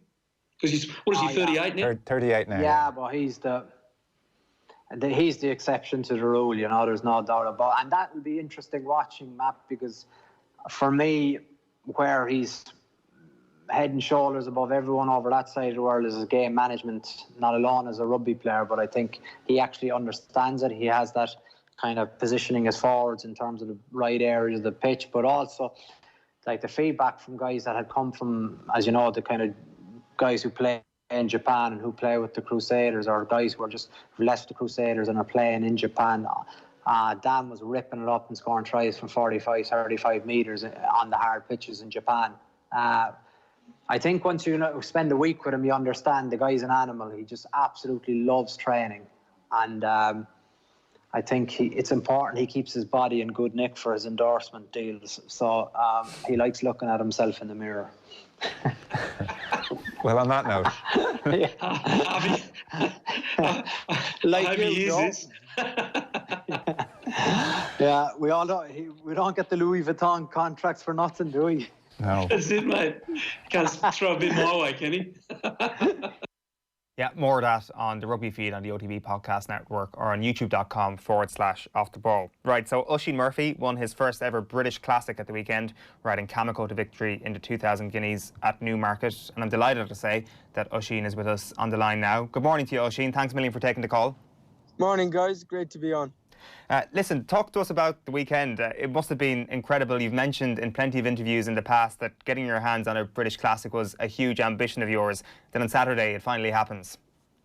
It was a lifelong dream come true. I suppose at 24 years of age, I do a lot of dreaming, but you don't think these things will necessarily happen. Cameco is trained by Andrew Boulding, who I started my apprenticeship with. I've been based in England for about 8 years, and I've been with this trainer since the very start, primarily based with him. And obviously the horse is owned by Qatar Racing, and I've been retained by them for 6 years in total now as well. So it was amazing. It was a fairy tale thing, and you know, he is the best 3-year-old colt in Britain at the moment and possibly in Europe. So there's a lot of pressure and expectation, but to get the right result is a great feeling. What a unique way to do it as well, to have such a big milestone in your career achieved in front of no supporters at all. Hopefully it's the one and only time that the event will take place in front of no fans. Was it a little bit surreal? You don't notice it during the race, but obviously when you're walking around the parade ring beforehand, there's no noise and it's empty. You're expecting people to be hanging over the rail and massive enthusiastic crowd. And after the race, similar. But during it, as a jockey, you block out everything and you just try and focus. And realistically, I'm just pleased we're able to race behind closed doors safely with the current situation. The procedures are very stringent and we must adhere to them, but we're all happy to do that. And I think horse racing can lead the way at the moment as a sport that can actually go on and take place safely. Sorry, go on, Nathan. I was going to say it was such a stunning victory from Kameko, and then you look at the statistics afterwards, and it's the fastest ever time in a 2,000 guineas, faster even than Frankel. And I'm wondering, is that just down to the greatness of the horse, or did the fact that there was no crowd there have any impact on that? Do the horses react differently, do you find, when there's not 50, 60, 70,000 people there? Absolutely. They don't get as stirred up in the parade ring. There's less for them to get worried about. But there was a tailwind, so we were being pushed forward and the ground was very fast underneath. There was a drop of rain, but that just took the sting out of it. And when it's like that, they can run very fast times. Look, he's an exceptional horse. Kipco have sponsored the race for the last 10 years, and that's obviously the parent company of Qatar Racing. So for them to have Frankel and now have their own winner of the race in such a short period is massive. Does it increase the pressure that you needed to get the job done? I was trying not to focus on it. I was actually I was speaking to Sheikh Fad the morning of the race, Saturday morning, and we didn't touch on how I was going to ride the horse at all, which is pretty strange, but I think we were both feeling it. Now we can admit that. Obviously, before the race, I was a little bit more reserved. Well, can you tell us how you did ride the horse, Oisin? Because you did a great video on the Champion Series YouTube channel, I think yesterday, where you broke down exactly your approach to the race. For those who haven't seen it, what was your approach? So I was drawn in 15, and normally the stalls where the horses jump out of are in the centre of the track in Newmarket, but they had them up against the standside rail. So my concern was that all the horses drawn to my inside, to my right hand side, would gravitate over towards the rail because it's easier to ride a horse up against the rail rather than it's something to guide you rather than being out in the centre of the track. But after going a couple of strides out of the stalls, I realised that Ryan Moore, who was riding for Aidan O'Brien, Arizona, and Frankie Dettori, who was also riding for Aidan O'Brien on Wichita, were going to go straight and stay off the rail and hold their kind of line, if that makes sense. So that was my first and major concern out of the way. And then all I wanted to do was get him to travel nicely, keep it as smooth as possible for as long as I could, and then let the race develop in front of me and try and pick up and win. It sounds very simple now, but really I break it down that simply in my head. Obviously, there's lots of things going on as you every couple of furlongs or every furlong you're thinking about, where do I want to go? Am I following the right one? Should I make up some ground now? But you have to try and keep it as sensible and as simple as you can, really. And the horse has a great mind. He's a very good temperament, so he doesn't pull. He relaxes very well, which is a major help as a rider. So does it change your entire approach to a race tactically if Frankie or if Ryan end up dragging the horse towards the railing, given your draw? Absolutely, because then I'm stuck behind them. And what if the horses to my right aren't very good and they start to get tired? And then I get stuck in a pocket, nowhere to go, and then you have a hard luck story. Whatever about having a hard luck story at Wolverhampton on a Friday evening, a hard luck story at Newmarket in a classic is pretty hard to swallow. And if that hard luck story is an interesting point, do you then, in that hypothetical situation, thankfully that hypothetical situation didn't emerge, are you going off the course blaming yourself Do you get the blame? How does it work with these hard luck stories? I presume they're kind of bitter pills to swallow. They are, but you must just hold your hands up because it's plainly obvious that, you know, I'm in charge of riding the horse and trying to get the results. And if things don't work out, it's my fault. No one tells me how to ride him. You know, when I ride for these people, I do whatever I think is best, and they have the confidence to allow me to do that. So ultimately, it falls on me to make the right decisions. How much better have you got at that sort of decision making over the last 6-7 years with the experience you've gained? Because what you talk about there, it's quite easy to describe after the fact, but when you're in the middle of a classic and you're looking around and you're having all these various different thoughts and you have to process them quickly, you have to come up with the right decision. Do you look back now and think, you know, actually I can make those decisions with far greater certainty now than I would have 6-7 years ago? Yeah, I think certainly at the moment I feel like I'm riding well. Touch wood that, you know, it stays like that. But and I have never spoken to another sports person about this, but I must say it definitely applies to jockeys. No matter what races you're winning, whether they be ordinary ones or big group ones, your confidence is affected on a day-to-day basis. Nobody believes in themselves truly every single day. Like when I get beaten on 4 favourites at Epsom on a Wednesday evening, I'm not going to jump out of bed to ride out the next morning. I have to drag myself out of there because we lose so often and so much more than we win. Like last season, I was champion jockey. I operated at 20% strike rate, but that meant 4 out of the 5 I was losing on. So you must just pick yourself up. I'd say what I have learned from riding all over the world is after a few bad days, just put them to one side and don't overthink. You want to learn from your mistakes, but often you're creating mistakes in your own mind that really didn't occur at all. You just, for whatever reason, things didn't go to plan. You know, particularly last year, I was about 12 in front in the Jockeys Championship, and I went 20 behind. That was the greatest feat of clawing that back, and the adrenaline rush when I went clear again. I don't know how many I won it by in the end, maybe 30 odd, but that taught me a lot. When you are 20 behind, what are you saying to yourself? How do you pull yourself out of that to come back from that deficit? I remember texting Frankie Dettori the sectional times when he won the Irish Oaks at the Curragh, and he knew kind of the pressure I was under, the pressure I was putting myself under, and he replied and said, "Believe in yourself, kiddo, I believe in you." And I just took a second to realise that I hadn't been doing badly.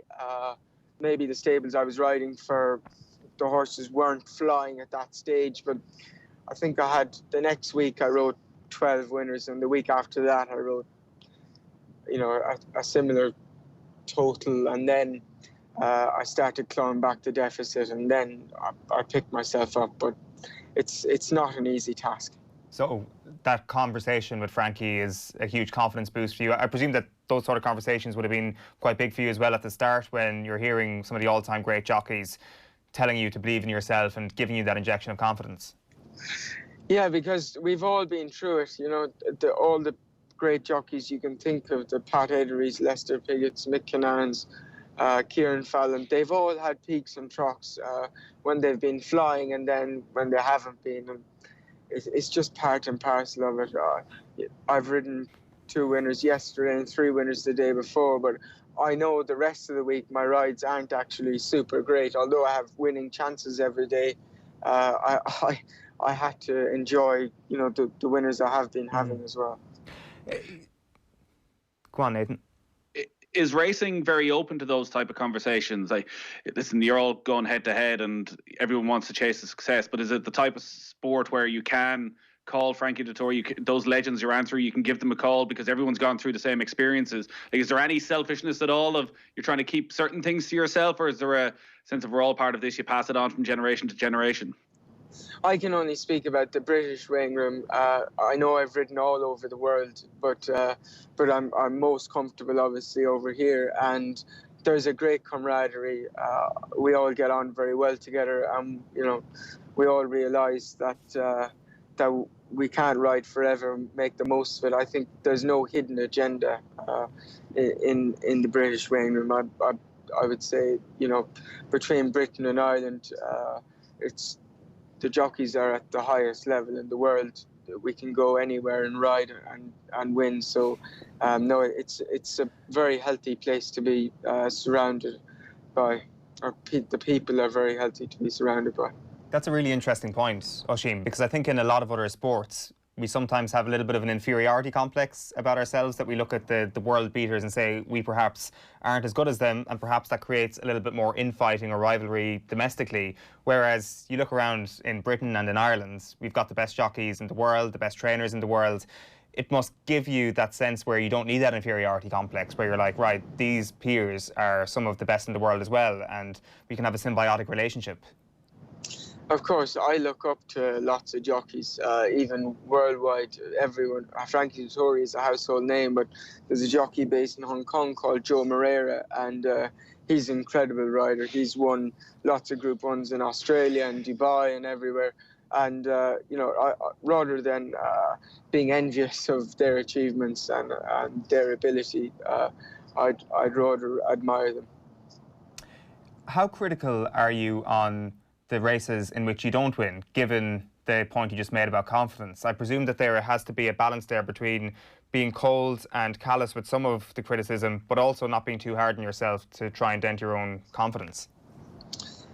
Yeah, true. I don't want to leave any races behind me, but at times, like yesterday, I rode a 2-year-old first time out. He was very colty at the start. He's obviously a male horse, and he was doing lots of shouting. His mind wasn't really on the ball, and in the stalls, he didn't jump with them. He got left behind, and I gave him a squeeze out. I kind of got him onto the back of the field, but he was too far back, and the race was over. But he gave me a nice feel, and had that horse jumped with the rest of them, I think he would have won. But there's nothing I could have done to change that. I asked him to go, but he just wasn't concentrating. And it's those sort of situations that you just have to forget about straight away and call your agent up and say, listen, try and get me on that one again the next day if we're at that meeting. Does that make sense? That's how I deal with certain things like that, yeah. Yeah, I presume there's a huge power in just being able to leave it behind, because, as you say, there's literally always another race. Even after the big wins, there'll probably be a defeat coming up pretty soon to try and knock that down as well. It's interesting that you mentioned the great people involved in the sport around the world, from Hong Kong and the entire continent of Asia, because you spent time in Japan during the British off-season this year. How big was that for you to get to somewhere completely different and see how things are done in a far-flung place that isn't quite in your comfort zone? Japan is a brilliant country. The people are very kind, but many of them don't speak English. So I'm very on my own there. I spent 3 months there this time and 2 months there last year. Horse racing in Japan is their #1 sport. The betting turnover there is 1,000 times what it would be in Europe, and that's not an exaggeration.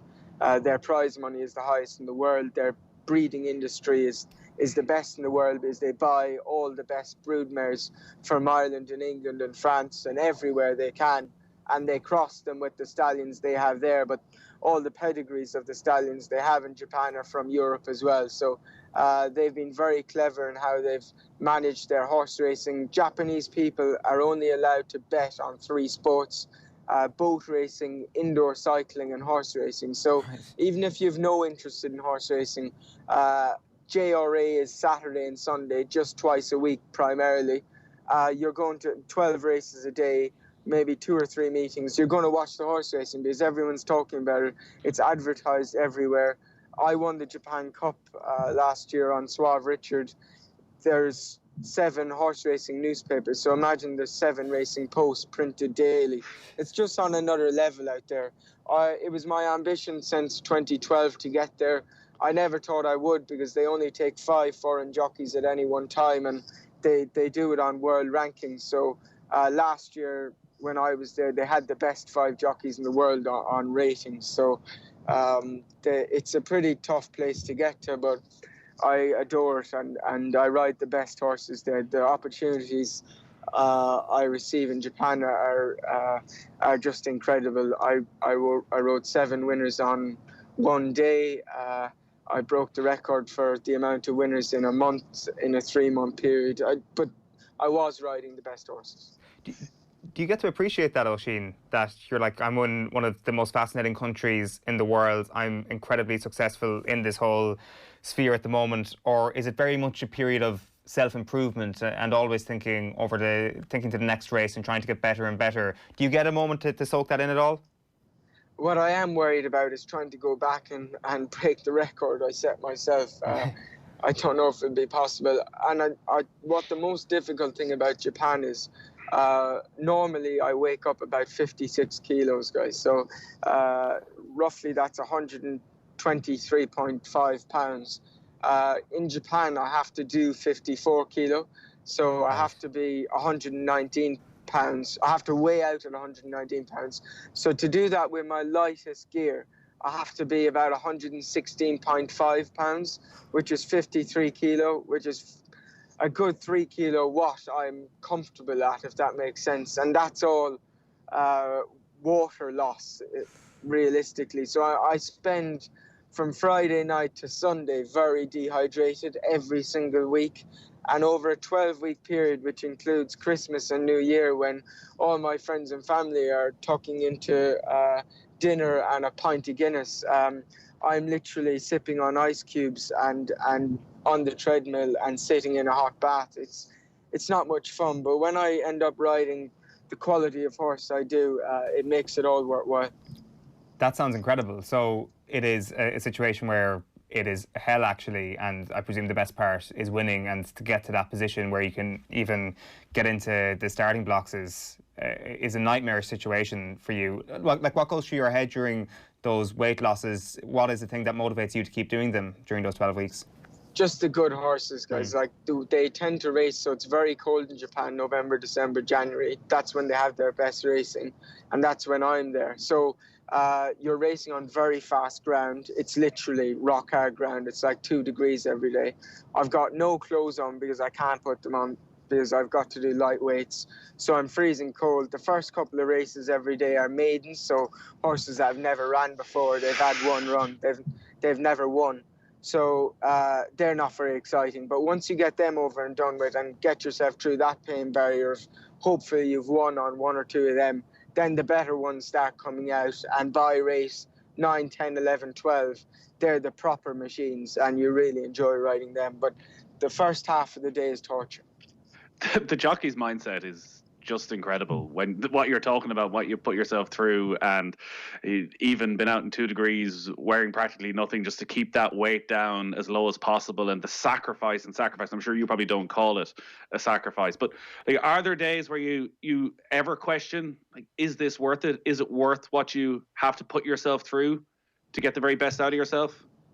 It's not as difficult for me in Britain and in France and Ireland. The weights are a little bit heavier, although my travel regime is like non-stop. I ride more horses than anyone else, but I have a driver who's brilliant, and I have an agent, and I have a manager, and I have all the people there to support me. Someone does my form. I get an email every day of, you know, how the races might work out, and that's all. It's paramount to be able to deal with the workload. In Japan, I don't ever want to throw in the towel because I spent 7 years trying to get there, so I better enjoy the couple of years I can qualify to go there. And maybe when I'm 30 years old, I'll realise that, you know, I can't really put myself through doing 54 kilo anymore. But for the next couple of years, I'm going to have to do it for my own peace of mind. Can I ask, what did you think about during the time away from the sport, as in during lockdown that we've just had?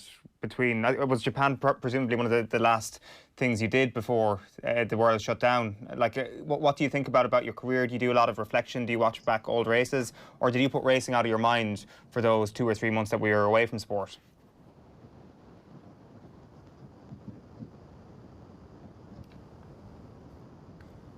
Oh, connection is just a bit weak there. I'm not sure if you're still there, Oisin. We might try and re-establish that. That appears to have frozen, but it's a remarkable mindset, Nathan. Oh, it's just insane. Like every jockey you talk to, but to go through that over in Japan, as he spoke about, like it's difficult. He's by himself. You're over the Christmas period, and and sucking in ice cubes in hot baths, just for a few winners. It's what separates jockeys. It's what separates an elite sportsman like Oisin from us, from the rest of us, from mere mortals. Like it's absolutely insane. It's brilliant for him. Like not every jockey gets the success that he's got, but an awful lot of them are going through that similar sort of sacrifice. Yeah, Oisin, I think we have you back. Apologies, guys. We're actually on the road to Haydock. Sue is at the wheel, so we just lost coverage there for a second. What's the agenda for you in Haydock today? I think I ride in every race. Right. I don't know if there's 8 or 9 races. I've got some nice horses to ride. A lot of them are babies, so they've never ran before. So they'll need educating, but hopefully 1 or 2 of them will go well. What do you mean by they need educating?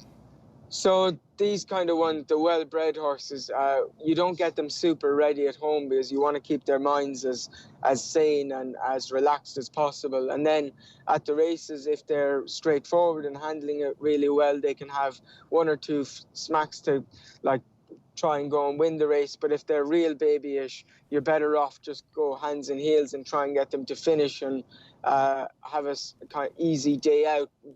If they're not good enough to win or place, you just try and let them run as well as they can without being hard on them, because being really hard on a horse for their first ever start when they're not mentally ready for it can ruin their whole career. Just before we broke up with you there, Oisin, I was just asking about how you spent lockdown. Was it a lot of thinking about racing, or did you try and put it out of your mind as much as possible? Oh, it was a nightmare, guys. Without racing, I've got nothing to focus on for my whole day, so why should I get out of bed at 8 a.m. or why do I even need to get out of bed at midday? I had nothing to do. Eventually, after the first week, I suppose I got my act together and I started training. I was walking and running every day, and I did a bit of cooking, but it's tough going.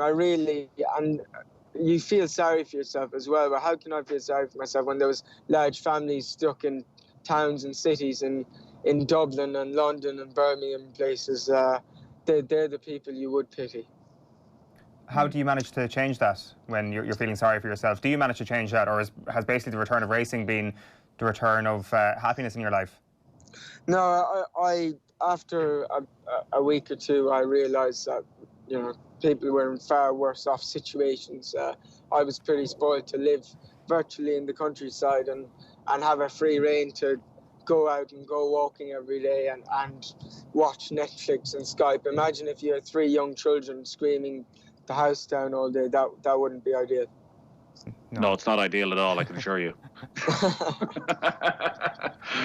You've touched Oisin on like some of your incredible success in winning a Japan Cup and winning 7 races a day and all you've achieved on this side of the world and getting that classic now with the 2000 Guineas. July 4th, Kamiko is going to go into the Derby as the favourite. You're going to ride the favourite in the Epsom Derby. Is that something you think about every day between now and then, or are you focused on Haydock today and you don't think about what's going to happen on the 4th of July? It hasn't been officially announced, but I would say to your viewers, the horse is definitely highly possible to go there. I would say he's more likely to run than not in the Epsom Derby. I haven't given it any thought yet. If I was thinking about riding the favourite in the Epsom Derby, I wouldn't sleep for the next month, so I'll keep that firmly out of my mind for the time being. Just the last question then, Oisin. How great has it been to have racing in the spotlight at the moment? It's the only sport on television. Of course, racing was back in Ireland here yesterday. Do you think about that at all, about how great an opportunity this is for the sport at large? Absolutely. I think in Ireland, everyone has watched a horse race and people are more connected to horses as a rule. I love equestrianism, show jumping and watching the Royal Dublin Show on RTE every year. Horse racing gets a large proportion of coverage, but in Britain it possibly doesn't. And I think the 1.4 million viewers tuned in to watch Kamiko win on ITV on Saturday, which was fantastic.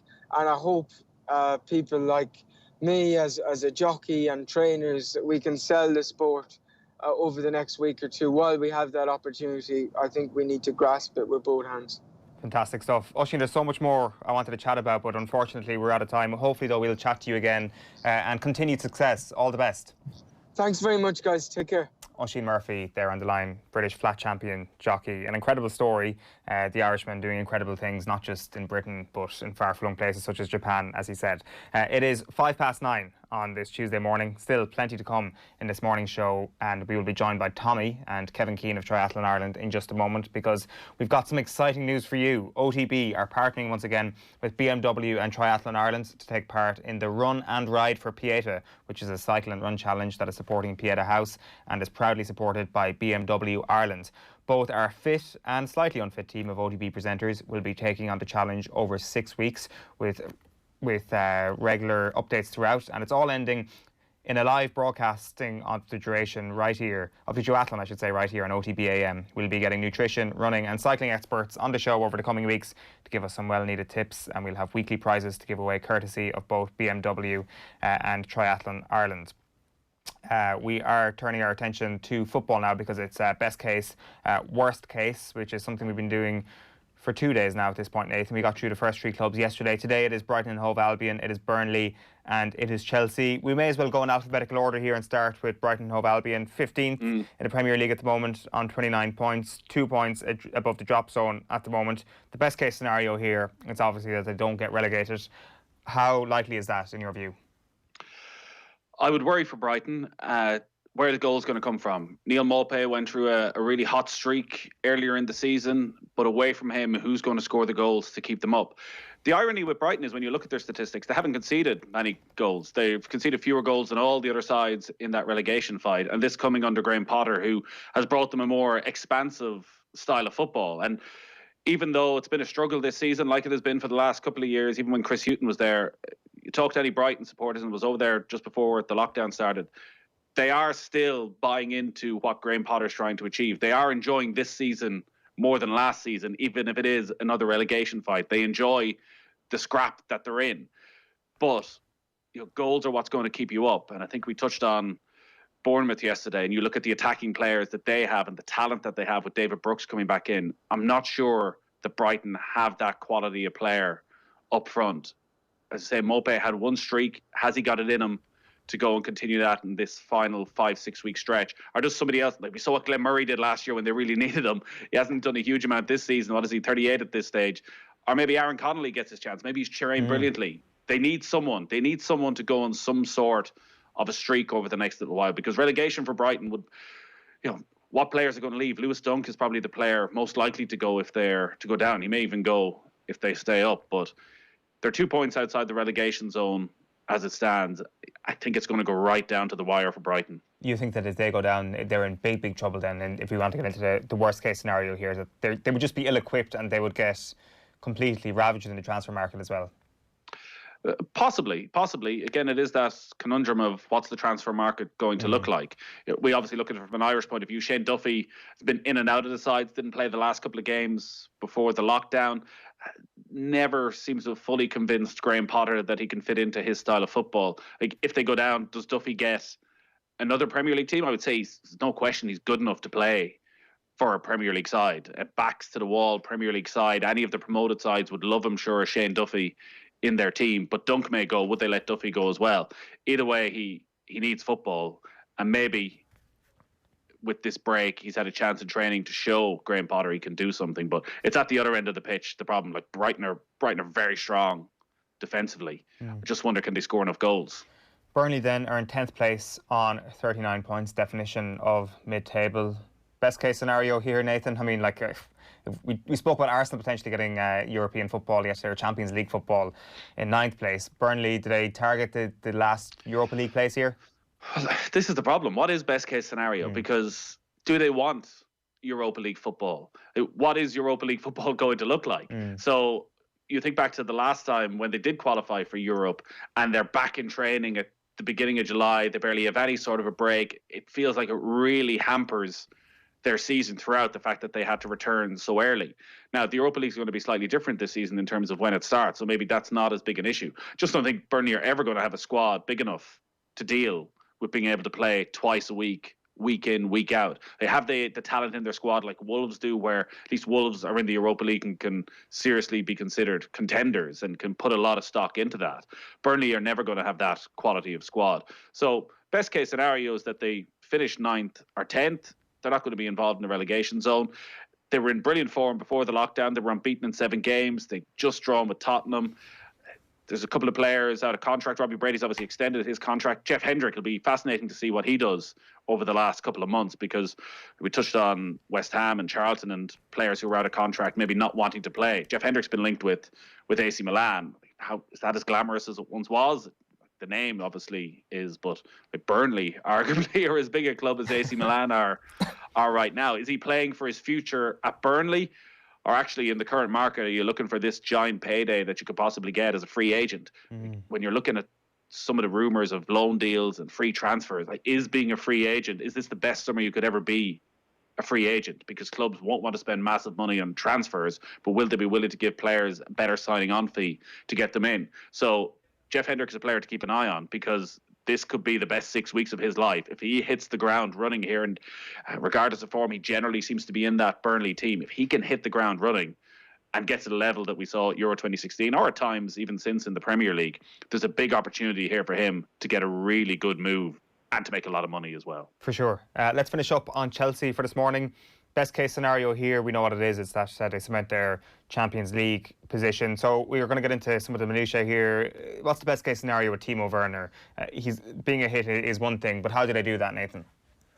Well, I think they'll probably play him out on the left-hand side with Tammy Abraham through the middle and possibly Christian Pulisic on the right. Chelsea are going to have a big squad because they brought through so many young players. They're not going to be as reliant on them, but they brought through some real talent. Like Tammy Abraham was injured before lockdown. He should be back. Scored a big amount of goals for a debut Premier League season with Chelsea.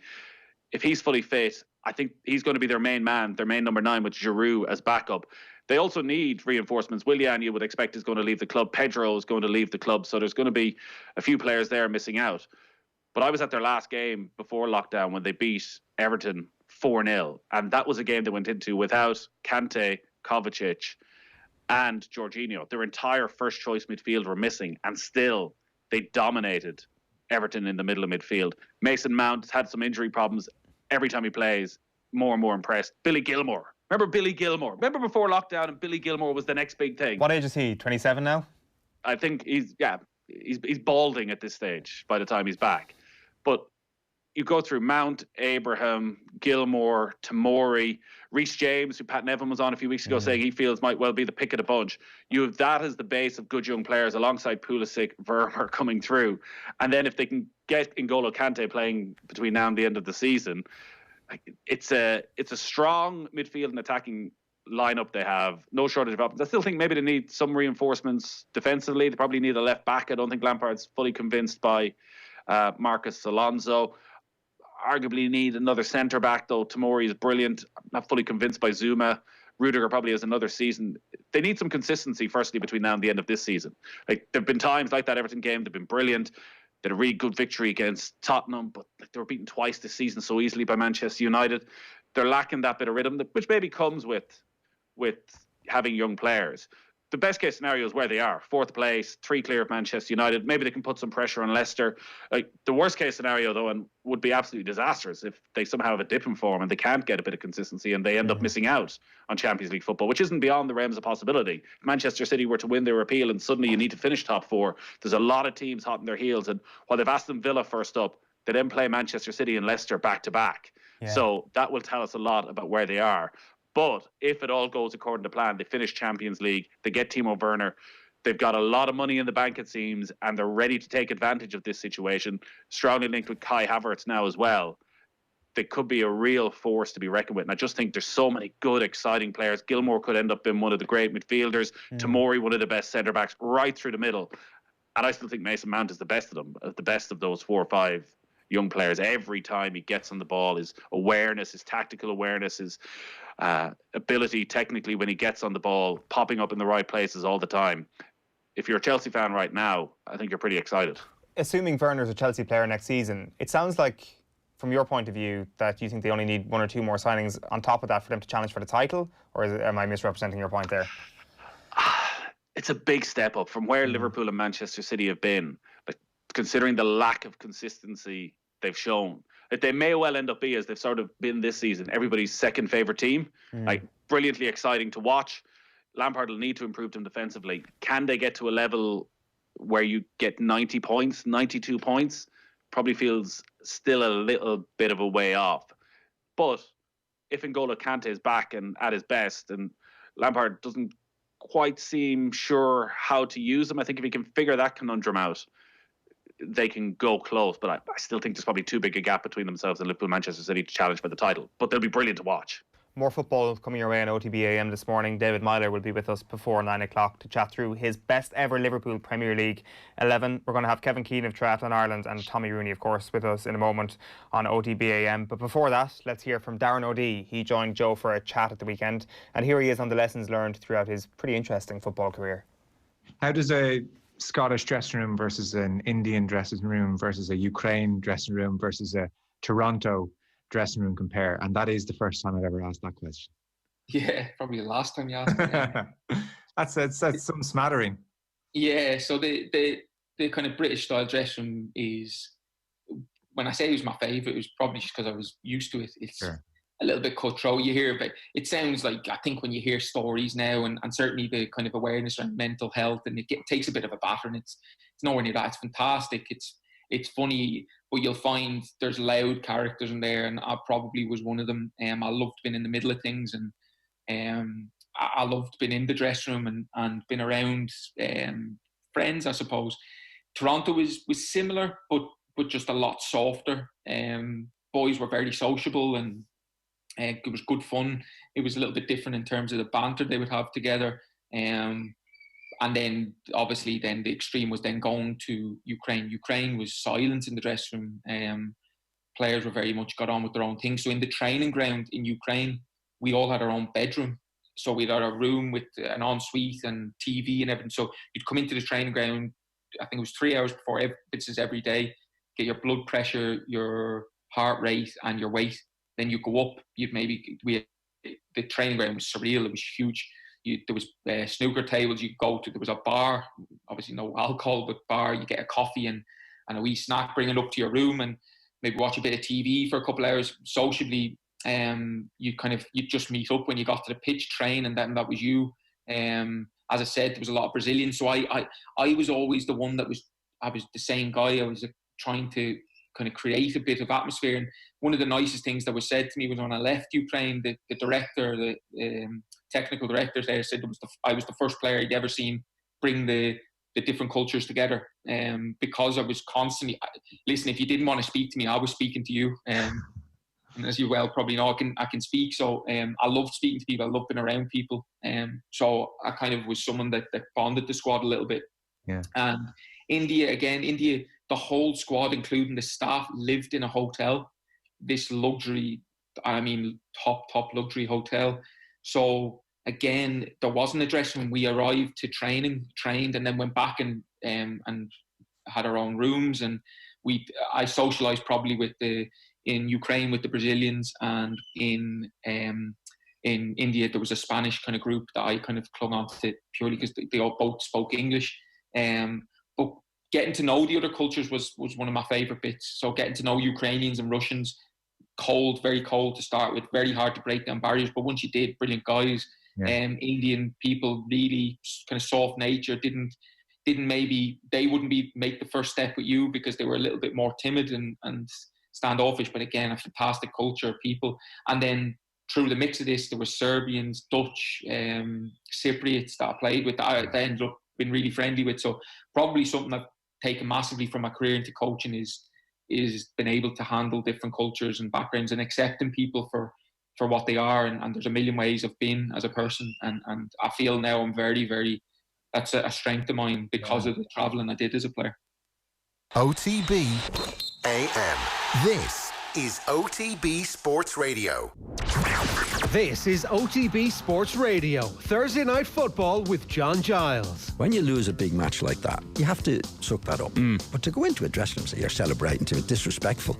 I mean, who's Mourinho to talk about disrespect? The best analysis of all the week's football from Ireland's #1 football man. Pogba's a social media star, right? He appeals to the young people now. He does his dance, he has his hair and all that. That's all he's worried about, in my opinion. Not worried about being a great player, Nathan. John Giles. Every Thursday at 7:30 p.m. on OTB Sports Radio. Live 24/7 on the Go Loud app.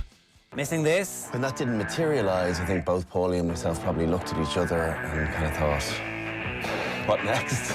Then get this, the all-new OTB Sports app. Off the Ball, Ireland's premier sports channel, now has a new home, featuring the biggest names in Irish and world sports.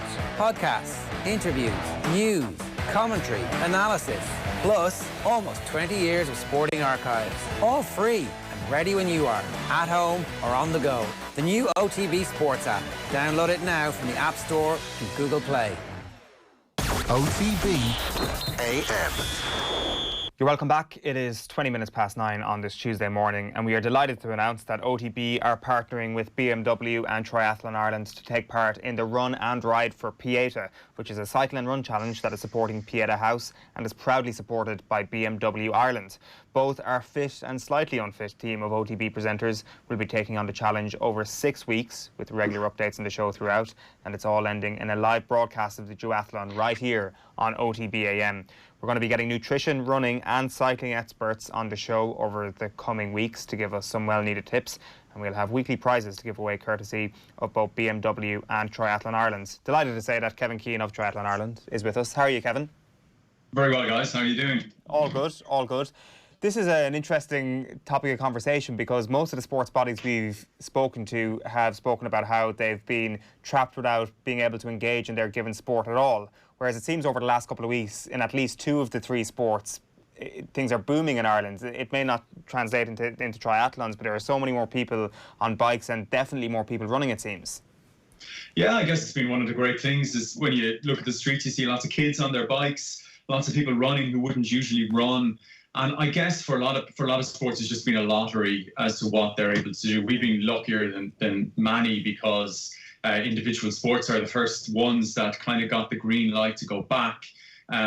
So yeah, our members they've been training away. In the initial stages, we had to pull everything indoors. So it was a challenge because obviously when we had a 2K radius, people couldn't really go out on their bikes. So, a lot of things moved indoors. But, if this happened 10 years ago, I think we wouldn't have had very much activity. But these days, you have things like Zwift, which is a kind of virtual cycling platform, which is amazing. So, we had a Zwift league and we had hundreds and hundreds of people racing on that every week. And people were able to run. But, it's been a challenge for a lot of people and definitely a challenge for all the sporting bodies to kind of remake what they do and kind of dream things up again to kind of keep their community intact during the lockdown. There was data out 2 weeks ago that said that Irish people are exercising more than ever at this point. How confident are you that will actually maintain into the future when things get back to normal? I hope it will. And I see, a lot of cities are putting in more bike lanes. And they're changing the allocation between vehicles and bikes. And I think that's really important. I think, if there's anything that we can take out of the last few months is that people have rediscovered, the joy of cycling. I mean, it's a lot of adults, they wouldn't have been on a bike for 10 or 20 years and they get back on it again and they're reminded about why they did it so much when they were kids, because it's just a great thing. Running, it's the best bang for your buck that you can get out of exercise. Like, these are great things that you can do. You can dip into them, do like 30-minute run and you feel great with your day. So that's very much where we're coming from with the run and ride. Our season's going to start in 6 weeks. Now we've been racing away on virtual platforms and our clubs are back training now with social distancing, but really we wanted to create something to bridge the gap between when our season starts in phase 5 and this period, because it's summertime now. People can go beyond, they can go 20 kilometres. So, you can do a lot of cycling within 20 kilometres. You can do a lot of running within 20 kilometres as well. So I guess that's what Run and Ride is about. So we've got Tommy and Nathan both on the line with us as well this morning. What have they got themselves into? What is the Run and Ride? So these guys, I don't know if they've. We'll see. It depends what challenge they take on. So it's either going to be really enjoyable or really hard for them. And that's not their level of fitness. I know Nathan did our triathlon last year. He did a relay. No, Kevin, I'll stop you there. I think you'll find the pictures are of me running over the finish line, arms spread, celebrating at the end of a triathlon. I finished a triathlon. None of the rest of them can say that. I finished. That's all. What happened before that doesn't matter. Nathan, I was impressed with you huffing and puffing out in UCD. I went out there one night and you were, I say you lost 1 kilogram of sweat, so fair play. This is good because there's no swimming. I know swimming can put people off. So basically, the idea behind it is that it is exactly what it is. You run and you ride every week.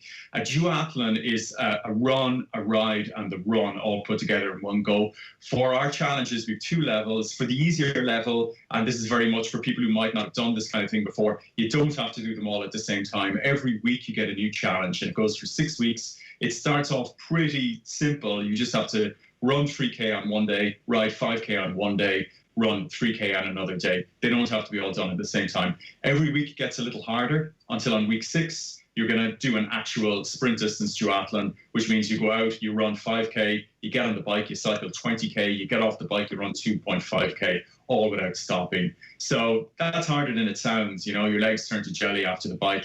And I guess it's not just about doing it, it's about trying to get your times down. So it's kind of designed to get you fitter as each week progresses. Now, for people who kind of would look at that and think, yeah, I could do that, we've got a much harder one, which we're calling the Expert Challenge. That starts with a sprint distance duathlon. So run 5, ride 20, run 2.5, and it goes right up on week 6 to something which is going to be tough even for seasoned triathletes, which is you run 20 kilometers, you get on the bike, you cycle 80 kilometers, you get off the bike, and you run 10 kilometers. So bit of a leg breaker. But, I think people want a challenge. We've all been cooped up in our houses. We're not able to play team sports. A lot of us have gotten a little fitter. It's good to have something to kind of aim for, and that's what this is designed to do. Tommy, morning, lads. Morning, Tommy. How well primed would you be for this, given, as Kevin correctly mentioned there is no team sports. Your bread and butter, your club GAA has been taken away from you. Is this going to be a shock to the system for you? Is it going to... well, just on that... in terms of club football, you wouldn't do much long distance running when you're training for club football or team sports. So the only chance I'd ever really get to do some of this would be in the off season maybe. And I haven't really done much of that over the last couple of years. So I'm looking forward to the challenge. I'm talking about the challenger level here, not the expert level. But Kevin, I just wanted to ask you a question. There's a group of 6 or 7 of us in Off the Ball doing it with you guys for the next 6 weeks. And I think one of the big things for us is that we want probably people to do it with us. How can people sign up? Say, for example, you had somebody sitting in studio at the minute that had done a triathlon last year and hasn't signed up yet. How could Owen Sheahan get involved if he wants to get involved, or anybody at home who's listening in? I gave my bike. I don't have a bike. It's a handy excuse. We'll get you a bike. The easiest way for Owen Sheahan, first he can drop me a line and we'll sort him out with a bike, no problem, Owen. And then head to our website, so triathlonireland.com. We've got all the details there. It's pretty easy, and it's actually one of the really interesting things is that, a lot of sites have changed what they do. We've got a virtual platform for this. So if you're on Strava or Garmin Connect or any of those services, it can actually pull your data, the files from your training data, and it'll upload them as the time. So it's it's pretty sophisticated, and that's one of the other things which has really come out of this is lots of the results services and the timing companies have had to change what they do.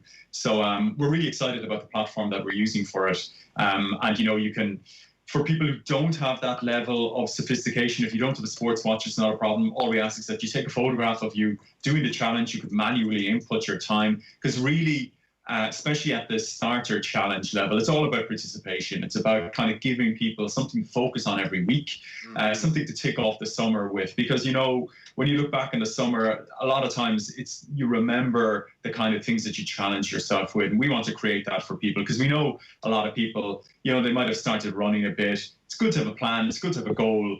And this will definitely give people a goal, hopefully a reasonably tough goal for them to achieve.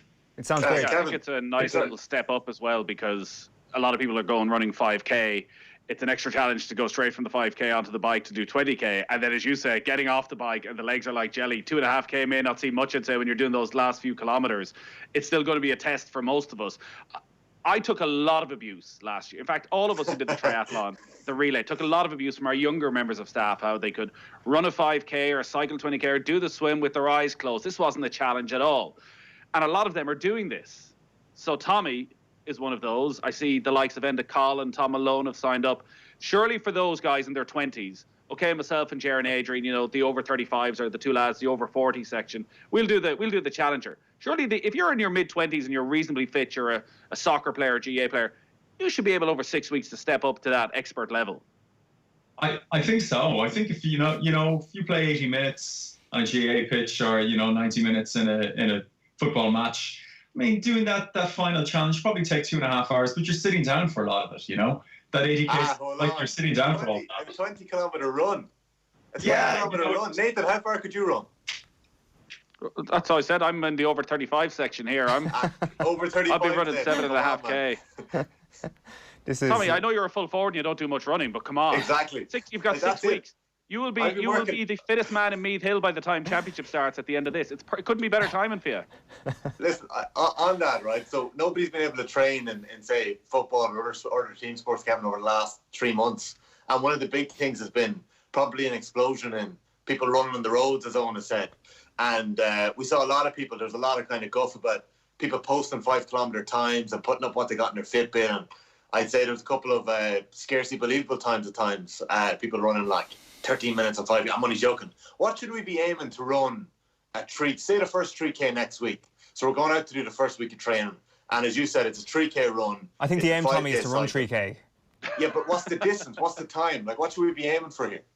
I think it differs for everyone. I mean, if you look at these challenges and you think that, I could do that, that's a piece of cake, then you should be kind of either thinking of stepping up to the expert challenge or thinking about, getting your time down. If you look at this and you go like, I've run 5K a few times or I've done a 10K, then you probably should be looking to complete the distances. Like if you're running below 4:30 per kilometre, like you're going pretty fast, So if you do that 3-kilometre run in less than 12 minutes, like that's a good time. If you do it in less than like 13.5 minutes, you're fairly motoring. Everyone's different. So I think it's really about finding what your level is. And the thing about this challenge is it builds up from week to week. So hopefully you'll see your times come down. Now we will have some of our elite and our really good triathletes do the sprint distance on week 1. So if you want to benchmark yourself, you can see by week 6 the times that they're doing on week 1. It'd be a pretty good benchmark. But some of those guys run ridiculously fast. It's hard to get your head around. I think Tommy, I was at the finish line last year of the Dublin City Triathlon, and the speed at which they finish, having gone through the swim, gone through the cycle, they do that final. On the, what is it, a 5K? It's a 5K on the traditional triathlon, sprint triathlon. Yes. Yep. They are full tilt for the entire 5K. Yeah, their heart rate never drops below 180 for the whole hour. It's just the whole thing is a mad, frantic rush.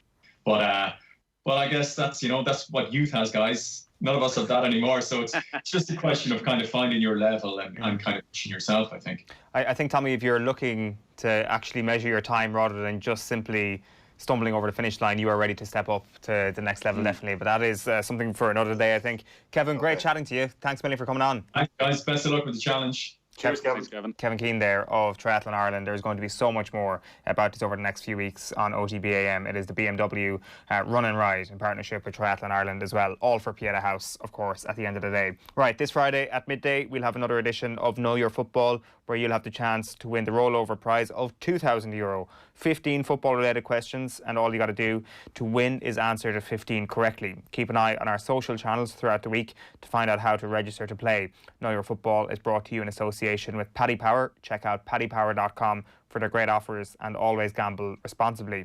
Right, David Meyler joins us next, but first here is Darren O'Dea on playing under Giovanni Trapattoni. It was fantastic for me in terms of coaching. I would take certain things that he did, of course. How could you not? His style of play is obviously not something I would coach, and certainly not at Celtic. He couldn't. But I certainly wouldn't believe in a lot of the kind of things he did. But he was fantastic. He was a guy. He had a real kind of fighting attitude.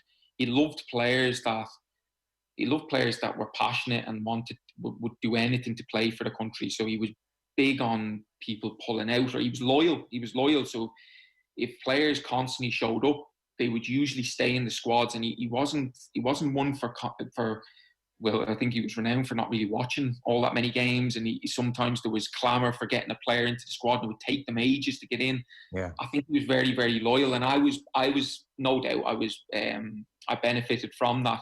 But there was a couple of moments in my Irish career that built that relationship between the two of us. There was one we went and played away in Macedonia leading into Euro 2012, and I'd picked up a really bad ankle injury, and the doctor, Alan Byrne, who's probably by far the best doctor I've worked under, just was saying there's no chance he can play.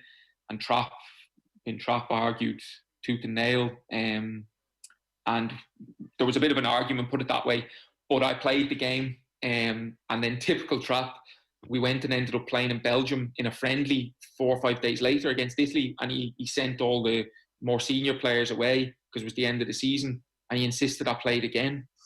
Now, that was pointless. The doctor was actually saying at the time there was potential to break or fracture my ankle. Again, he insisted, and I was very ignorant to injuries when I was younger. I just thought I was desperate to play, so played. But after that, the relationship bonded. He loved it. He absolutely loved the fact that I would play with an injury out. And he'd constantly called me a warrior, and his staff was the same. Didn't speak great English.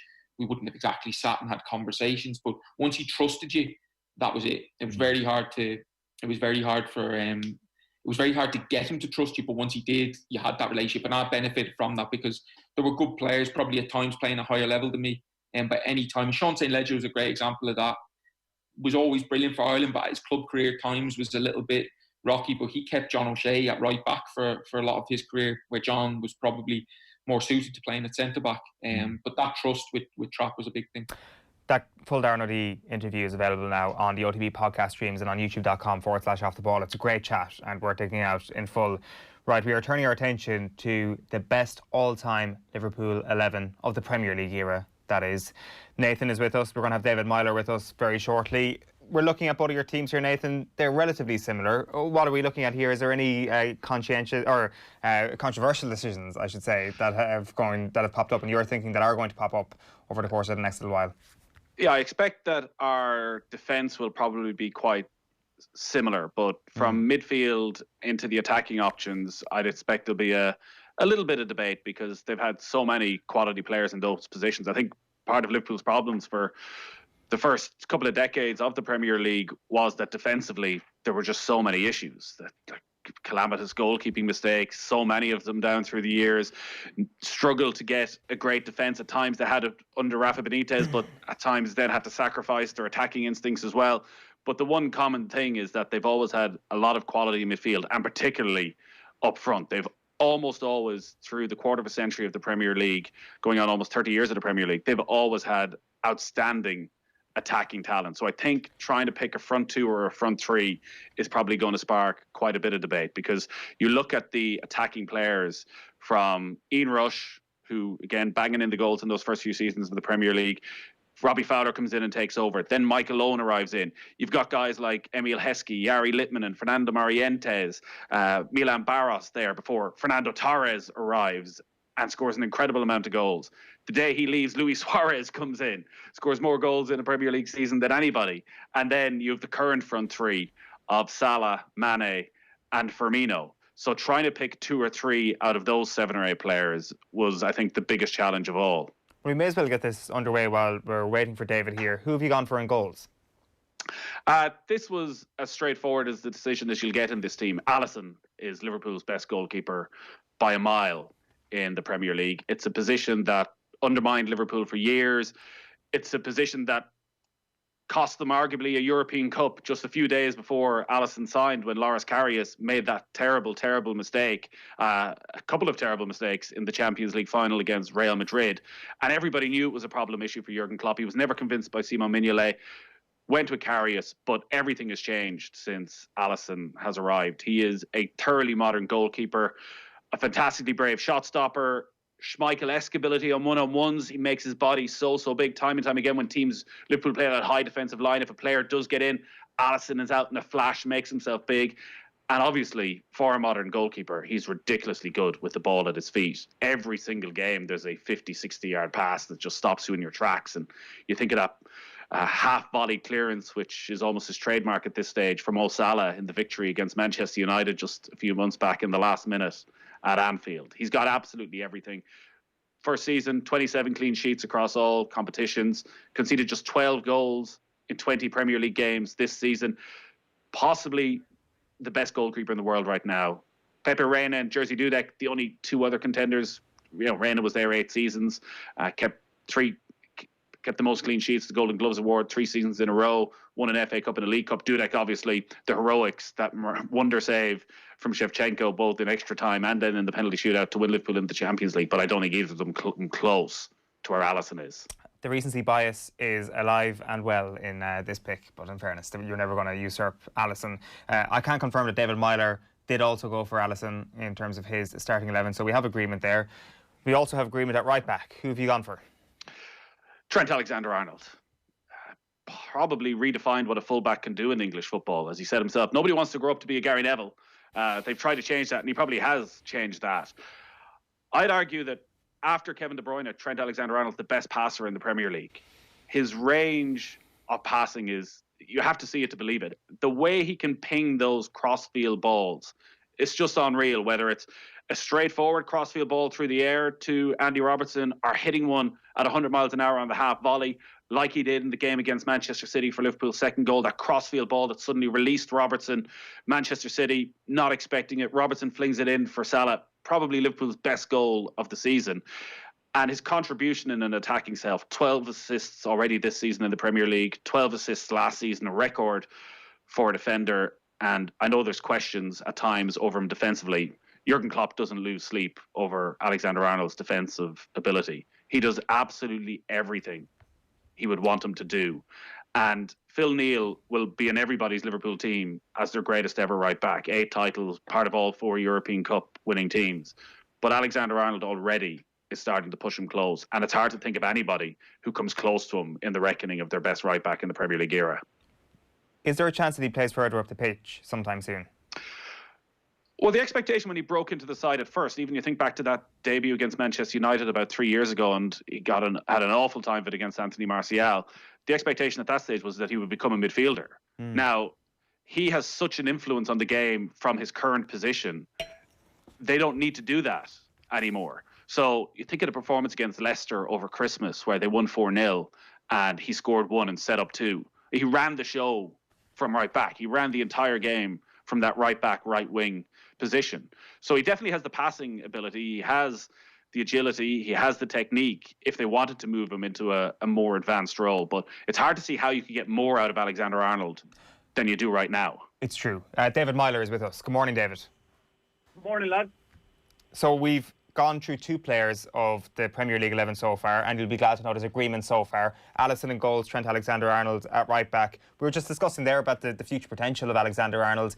Is there a potential of seeing Alexander-Arnold in midfields and being a great, even central midfielder in British football in time to come? This question always comes up. Obviously, as Nathan touched on there, he has the passing ability. But what people seem to forget at times is if you stop and think about it, when you stand in the middle of midfield and you receive the ball, you have somebody coming at you from all different directions. Yes, obviously he's then centre, so he can play different more passes. But at right back, when you receive the ball, you really have nobody behind you. You have the whole game in front of you. So in that respect, it does, make it slightly easier than actually playing in middle of midfield. I had a time where I played probably a handful of games at right back. When the ball comes out to you and it's kind of moved quickly, you actually tend to have a lot more time than you realise. So I don't think the transition for him to go from right back to midfield would be as straightforward as people think. But I think if he went into midfield, he could certainly play midfield. It would just take him time to adjust to it positionally, but eventually he would nail it down.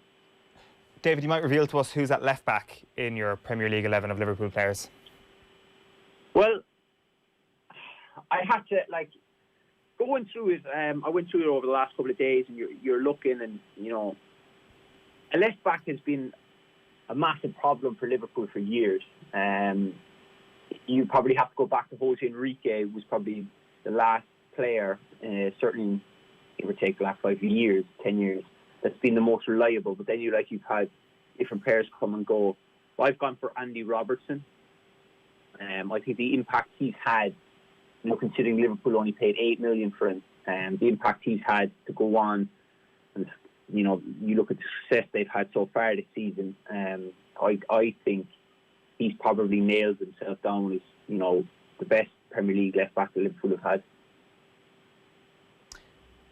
Why has Robertson managed to go to this level, and are you surprised by that, having played with him, David? This kind of explosion of Andy Robertson as possibly the best in his position in the world at the moment is something that would have surprised people at the start. At the moment, it's something that we're all comfortable with at the moment. What is it about the mentality of the guy that allowed him to reach these heights, in your view? Well, I often, I've had many a conversation with Nathan about it. When Andy played at Hull, when I played with him, you would have said Andy in his career was probably a 6 out of 10. With potential to go on and get better. And then when the move came to Liverpool, I was delighted for him, but I thought he'll kick on a level or two, he'll go up. But I would never have thought he would have gone to the level he's gone to. As you're saying there, he's regarded as one of the best left backs in the world. I wouldn't have expected that, and that's me being completely honest. But it just shows the dedication to him. At the time, when you play for a club outside, probably at the top 6 guaranteed anyway, you're a bit more relaxed. We have more days off than the big boys. Obviously they're playing probably 2-3 times a week with European football. I think he just adjusted to that life. If you look back to when he signed, it probably took him 4.5-5 months to actually make his debut. Alberto Moreno was still playing. And then it was a case of he just got in and he hit the ground running, and he's nailed down that position. If please God, touch wood, that he stays injury free. He'll retire. He'll retire at Liverpool as their left back. I think he's 26 now. He'll probably play for Liverpool for the next 6-7 seasons. He's just kicked on, and I think he's brought into what Liverpool is about, or even should I say, the big club mentality, whether that be Arsenal, Chelsea, Man United, Man City. Of course, this is Liverpool, but that you're in every day, you're training. We often, hear about different players speak about the standards at their clubs. He's bought into that, and he's really adapted to it, and he's kicked on. Nathan, I presume you're not going to argue with this? No way. Andy Robertson, again, absolutely nailed on. I'd probably go back even further than David for being a problem area. Last 12, 13 years since John Arnorisa, it's been a problem area for Liverpool. Throughout the Premier League, they've had solid, unspectacular left-backs. David Burrows, Stig Bjornaby. Steve Staunton, when he came back for his second spell, wasn't the player he was 10 years earlier. And then Risa came in, 350 appearances, wins the Champions League, obviously set up Gerrard in 05, and for a long time would have been seen as the best left back of the Premier League era. And then they went through a real barren spell where you had the likes of Desena, Konchesky, John Flanagan had a decent season under Rodgers, Enrique, Moreno, James Milner had one good season, but none of them are anywhere near where Andy Robertson is. Most definitely in the mix to be the best left back in the world. And again, Alan Kennedy was nailed on in every Liverpool supporter's mind as their best ever left back. Yet now Andy Robertson, after only 2.5 seasons properly in the first team, is right in that mix. Probably not as graceful a player as Trent Alexander-Arnold is on the right-hand side, but defensively, brilliant awareness, rarely if ever caught out of position, despite spending the majority of almost every game in the opposition half. He's wonderfully tenacious. Think back to the game against Manchester City a couple of years ago where he goes off like a dog trying to chase the ball down, starts at the halfway line, and next thing he ends up on Ederson right at the Manchester City goal, and all of Anfield is getting behind him and the roar is getting louder, appreciating the amount of effort that he puts in. And that's what he has. He has that bit of the dog in him that you'll want. He has that fight. He has that stereotypical Scottish mentality of, he's up for the scrap. He's the first one in if there's a little bit of bother. But where he's come on leaps and bounds is his passing and his crossing is just at the highest level. And it's one of the standout features of going to Anfield are those cross-field balls from Robertson to Alexander-Arnold, that it's like a 5-yard pass for anybody else. But they must hit 10 of them a game at this stage. And it just releases one or the other. And then, Robertson, again, his assist level is just insane over the last couple of years. So far it's Robertson, it's Alexander-Arnold and it's Alisson in the team. David, you might take us through the centre halves that you've gone for Liverpool. Well, the two I've selected are Virgil van Dijk and Jamie Carragher. I'll start with Carragher. I think if you're creating a Liverpool team, you can't exactly, for what he's done, what he's achieved, everything at Liverpool. He's over 500 Premier League appearances, which is phenomenal. Ever since he made his debut back years ago, he's been a mainstay in the team. Obviously, he probably would have been captain if Steven Gerrard wasn't there. He's just a phenomenal defender. I think when people look at the Premier League generation, he probably is more Mr. Liverpool than Steven Gerrard. He's more vocal. He's more out there. The second centre half I've gone for, of course, is Virgil van Dijk. I think the best compliment you can give him, regardless of him being such a good defender, is he's made the other defenders around him much better. Liverpool have always been a bit shaky for years. You probably have to go back to when it was Carragher and Hyypiä, that they were, reliable and, steady. But the impact Virgil van Dijk has had over the last 2 seasons has been, phenomenal. Obviously winning Player of the Year last year. People laughed about how much money Liverpool had spent on him, but, to go on, have the success they had last year. Of course, they didn't win the Premier League, but they were very unlucky. And then this season to be, their streets in front. It's just, even when football does resume, it's only a matter of time before they win the Premier League. So we've got agreement so far in every position, but there is a disagreement in central midfield, David. So who have you gone for in midfield? Well, I've gone for Xabi Alonso, Steven Gerrard and Jordan Henderson. Right, let's start with Jordan Henderson. Why Jordan Henderson? I suppose there's a personal connection. Obviously, I think he went to Liverpool back in 2010. And he's 10 years there. You look at it right, he is 6th on the Premier League all-time Liverpool appearances. He's played 264 games. Robbie Fowler is just in front of him, which he'll catch his 2 games. I think he's been a mainstay in the team. There's been times when, we've spoken about in the past, where Liverpool thought, maybe we can get rid of him, bring a new player in, but he stayed and, seen it through, fought his corner, and when he took over from Steven Gerrard, as captain, of course, it was very difficult because, you're taking over from such an iconic player who has been, look, it's always a toss-up between the older generation, the new generation, of who's the best ever Liverpool player between Dalglish and Gerrard. It's a tough one, but when he took over from Steven, he inherited that, and that was such a huge mantle to take. But he's taken it on. They've lost the Europa League, they lost the Champions League, but then they win it, the Champions League, and now he's about to win the Premier League as captain, something that of course Steven Gerrard couldn't do. Albeit, yes, I know Liverpool's team now is far stronger than any team that Gerrard played in, but I just feel that he's been a mainstay. He's been key to Liverpool in the last few years. Obviously, me and Nathan have had a joke about him winning Player of the Year this season. It's just, I think he deserves it, and I'll give him recognition for the hard work that I know he's put in, the effort, everything to stay that course, because you don't play for Liverpool for 10 seasons if you're a bad player. Liverpool will shift you on fairly quickly. So I think he deserves it. Of course, there are other players, and there's no doubt that Nathan will have a few of them. Yeah, we have. I think we have agreement on Gerrard and Alonso, and it's difficult to leave Henderson out because what he's achieved, nobody else has achieved. Captaining his side to a Champions League and to a Premier League title, and being bloody brilliant this year as well. even at those first couple of years where you're talking about getting to Europa League and Champions League, there was a sense, I think, among Liverpool supporters of, oh, will they buy a midfielder? They need to go and buy a world-class midfielder. And that Henderson may be one of those sacrificed. But this year, he hasn't put a foot wrong. And his sheer power and personality has been a huge part of that. So it's very difficult to leave him out. But in terms of greatness, I just think Steve McManaman has to be in this team. What a wonderful player he was at a bad time for Liverpool. Didn't so much play with the ball at his feet, McManaman.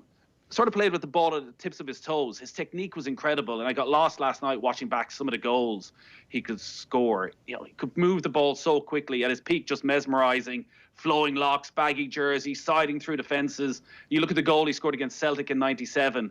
That's the genius of McManaman. Bit of ingenuity with the first touch, the dribbling ability. Like, has there been a better dribbler in the Premier League than Steve McManaman? Always played with his heads up. Maybe Ryan Giggs had more to his all-round game, but McManaman as a traditional, old-fashioned throwback to the 60s dribbler, I don't think there was anyone better than McManaman.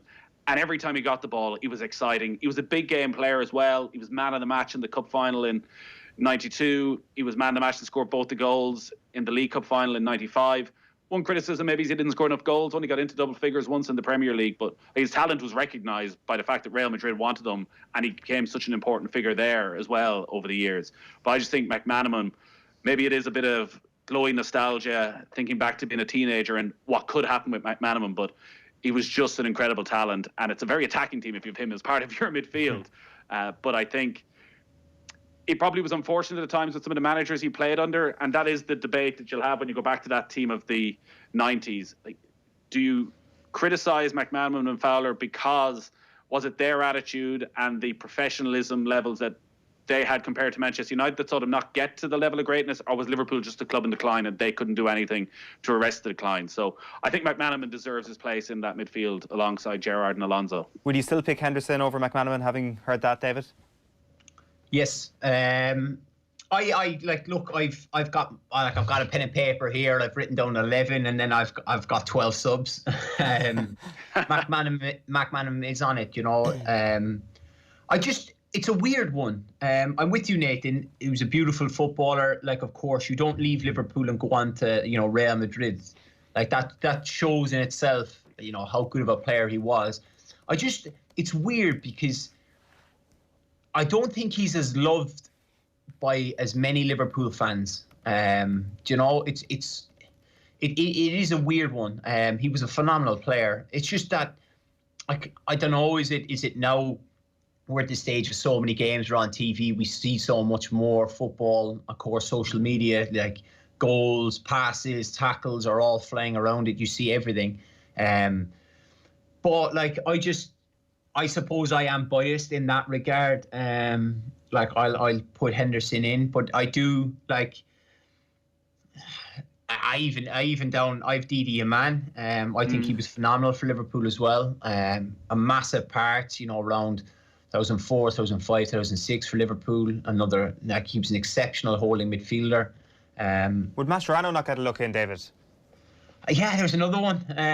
Like, it is so tough. You know, and like, we haven't even gotten, you know, to the front three, which is a serious problem. Like, I don't think like anybody could pick someone from the front three, and I think midfield is like, as Nathan said, Gerrard and Alonso have to be nailed in. The last spot, of course, is up for grabs.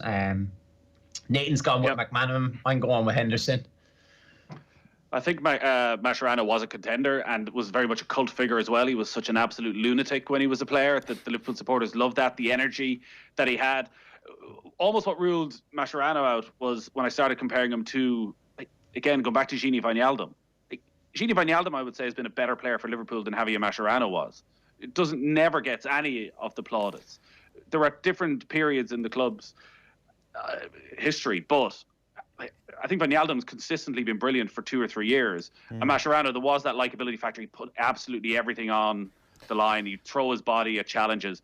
But part of when you look at Mascherano, it's hard to not think of him in a Barcelona jersey as well, and some of the greatness he achieved there. But he's still, like, I mean, you look at his Premier League appearances, 07, 08, 08, 09, 09, 10, 25, 27, 34 appearances. Like, there is, it's not a short career. There is a huge sample size for Javier Mascherano. Like, it's a take that you can make with full information, Mascherano versus Wijnaldum in that debate? Like, if you had to pick between the two of those, David, who do you fall down on? Which side of the fence do you fall down on? Wijnaldum. Right. I think he brings, like, I would say he brings more to the table with his goals, his energy. Like, I think for me, Nathan's hit it on the head there. Like, when you say Javier Mascherano, you immediately associate him with Barcelona. Whereas, like, other players, when you bring them up, even Xavi Alonso, people will say Liverpool and Madrid. Like, they'll forget about, the stint at Bayern Munich as to, Real Madrid and thing. I think Mascherano is probably one of them. If he had probably played another 2 or 3 more seasons and, hit the same figures, he would probably be one that would be remembered in the conversation. But I would definitely pick Gini Wijnaldum. I think a lot of people underestimate him, what he brings to that Liverpool side with his energy. You look at I know we're talking about Premier League, but if you look at, the Champions League last year, the performances he put in, key goals and, big games, I would certainly have him above Mascherano. Right, David, let's get into the front three. There is going to be most argument about this position. Who have you gone for?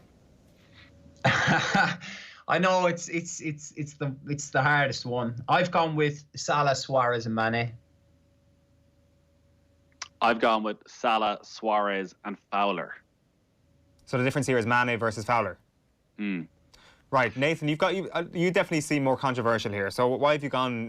This is recency bias for me saying that, but why have you gone for Robbie Fowler? It's absolute recency bias. I can't believe that this is a question.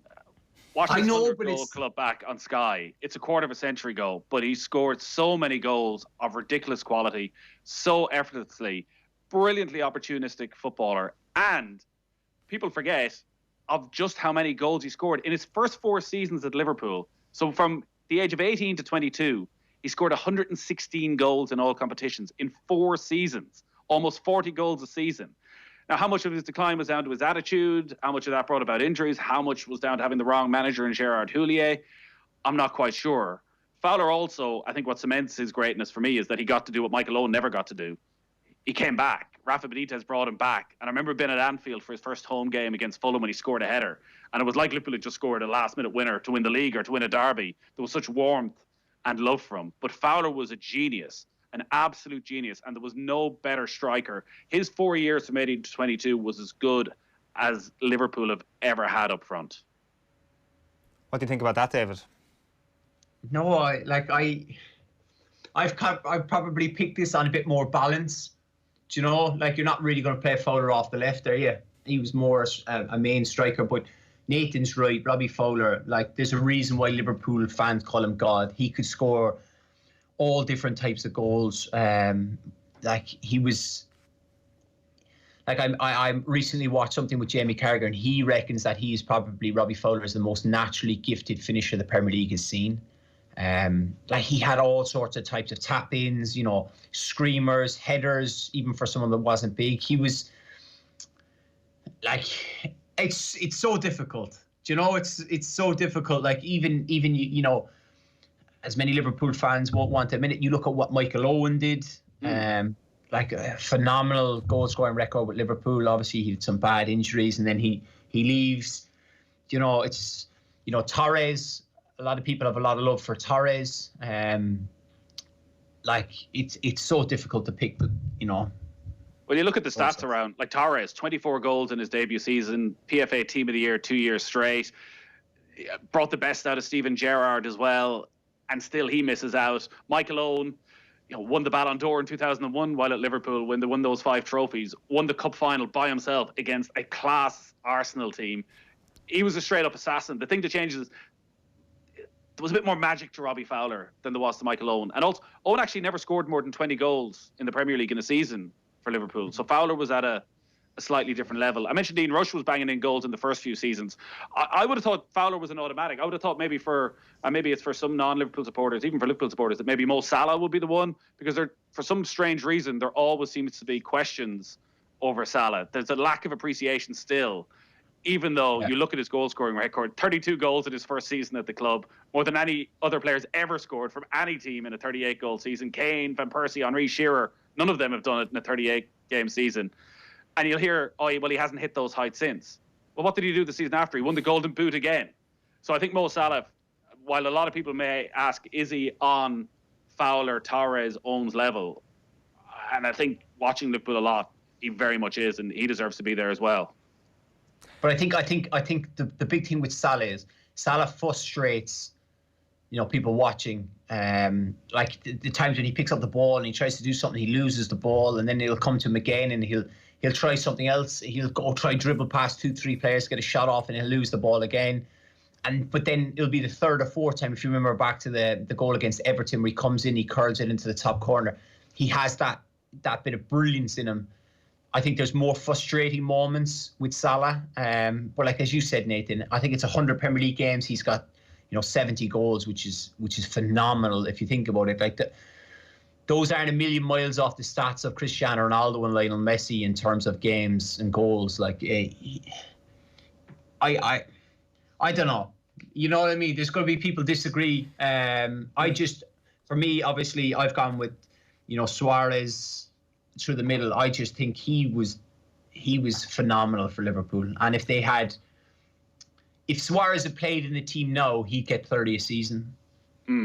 Like the way you're talking about Mo Salah there, you paint him as the best forward Liverpool have ever had in the Premier League era, and it's hard to disagree with that.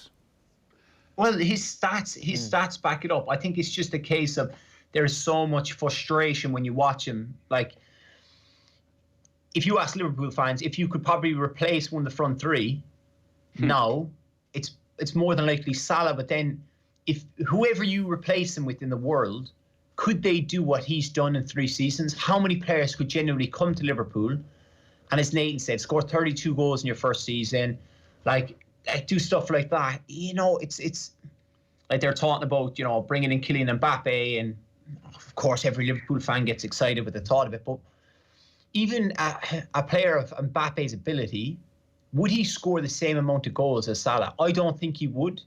Like, there's no doubt he would probably get, 20 a season in his first 3 seasons. But like to go on and score 70 Premier League goals in 100 games, that's just phenomenal stuff. Like, who's the best Liverpool footballer of the Premier League era, David, if you were to pick one from that team?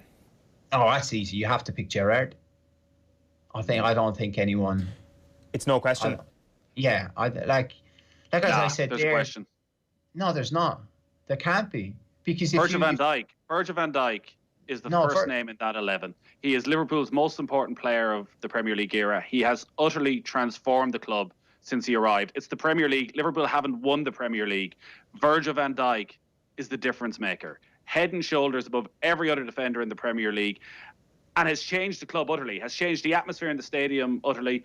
I think back to their last home defeat, Crystal Palace, over 3 years ago. And the atmosphere at that period, and I'm sure you were around it, you were probably playing against Liverpool at that stage and would have sensed it. There was a constant sense of foreboding at Anfield, a sense that anything that could go wrong would go wrong. They constantly gave up leads, and maybe it was having Lovren and Klavan at centre half. Virgil van Dijk, his calmness has changed the entire atmosphere at the stadium and has changed the entire club, and I think is their best player of the Premier League era. For all that Steven Gerrard did in terms of longevity, what Van Dijk has done in a short period of time is just utterly insane. It's hard to disagree with the impact that Virgil has had, but it's only been 2 seasons.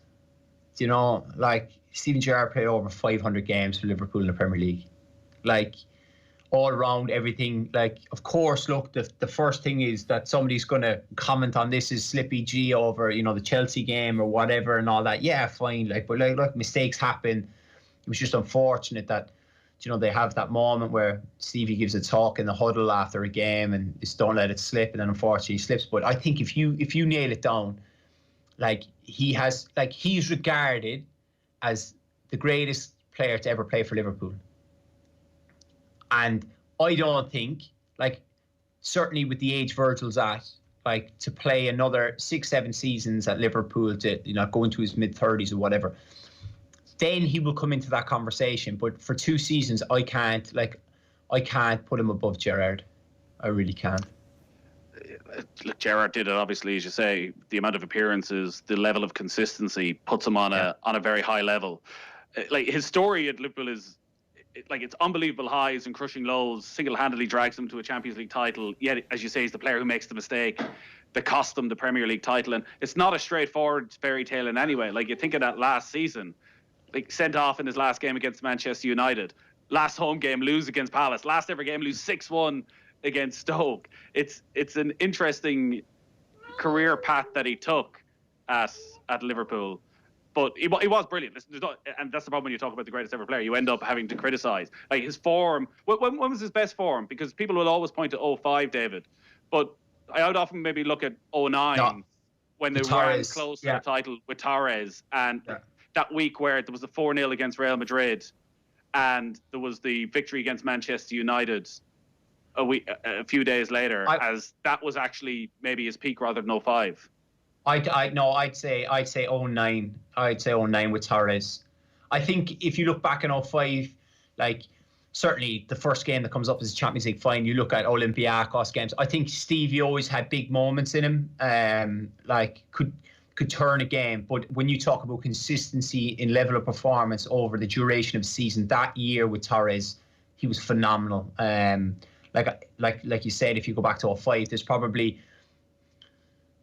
8-9 games where he's been, like, incredible. I do feel sorry for him, that, like, in the sense that he's never won the Premier League with Liverpool. But if you look at it, he always played against the great Manchester United teams. Then it turned into, the Arsenal. Then, of course, Chelsea came along. And then coming towards the end, Man City then pumped in, hundreds of millions and then built a Premier League winning side.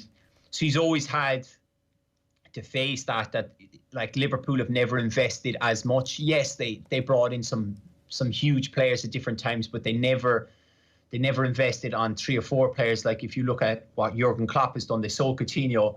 Right, where's our problem? Let's buy Alisson and Van Dijk, and people laughed at it. I think it was 50 million, 80 million, and it's just transformed Liverpool. I think, like, Gerrard now would slot straight into this team if you bring him back a few years ago, when he was playing at his highest level, and they would be even probably further ahead. Yeah, it is incredible. And I know you've spoken about recency bias and that. Defence has been an issue for Liverpool for 25 years until the last couple of years.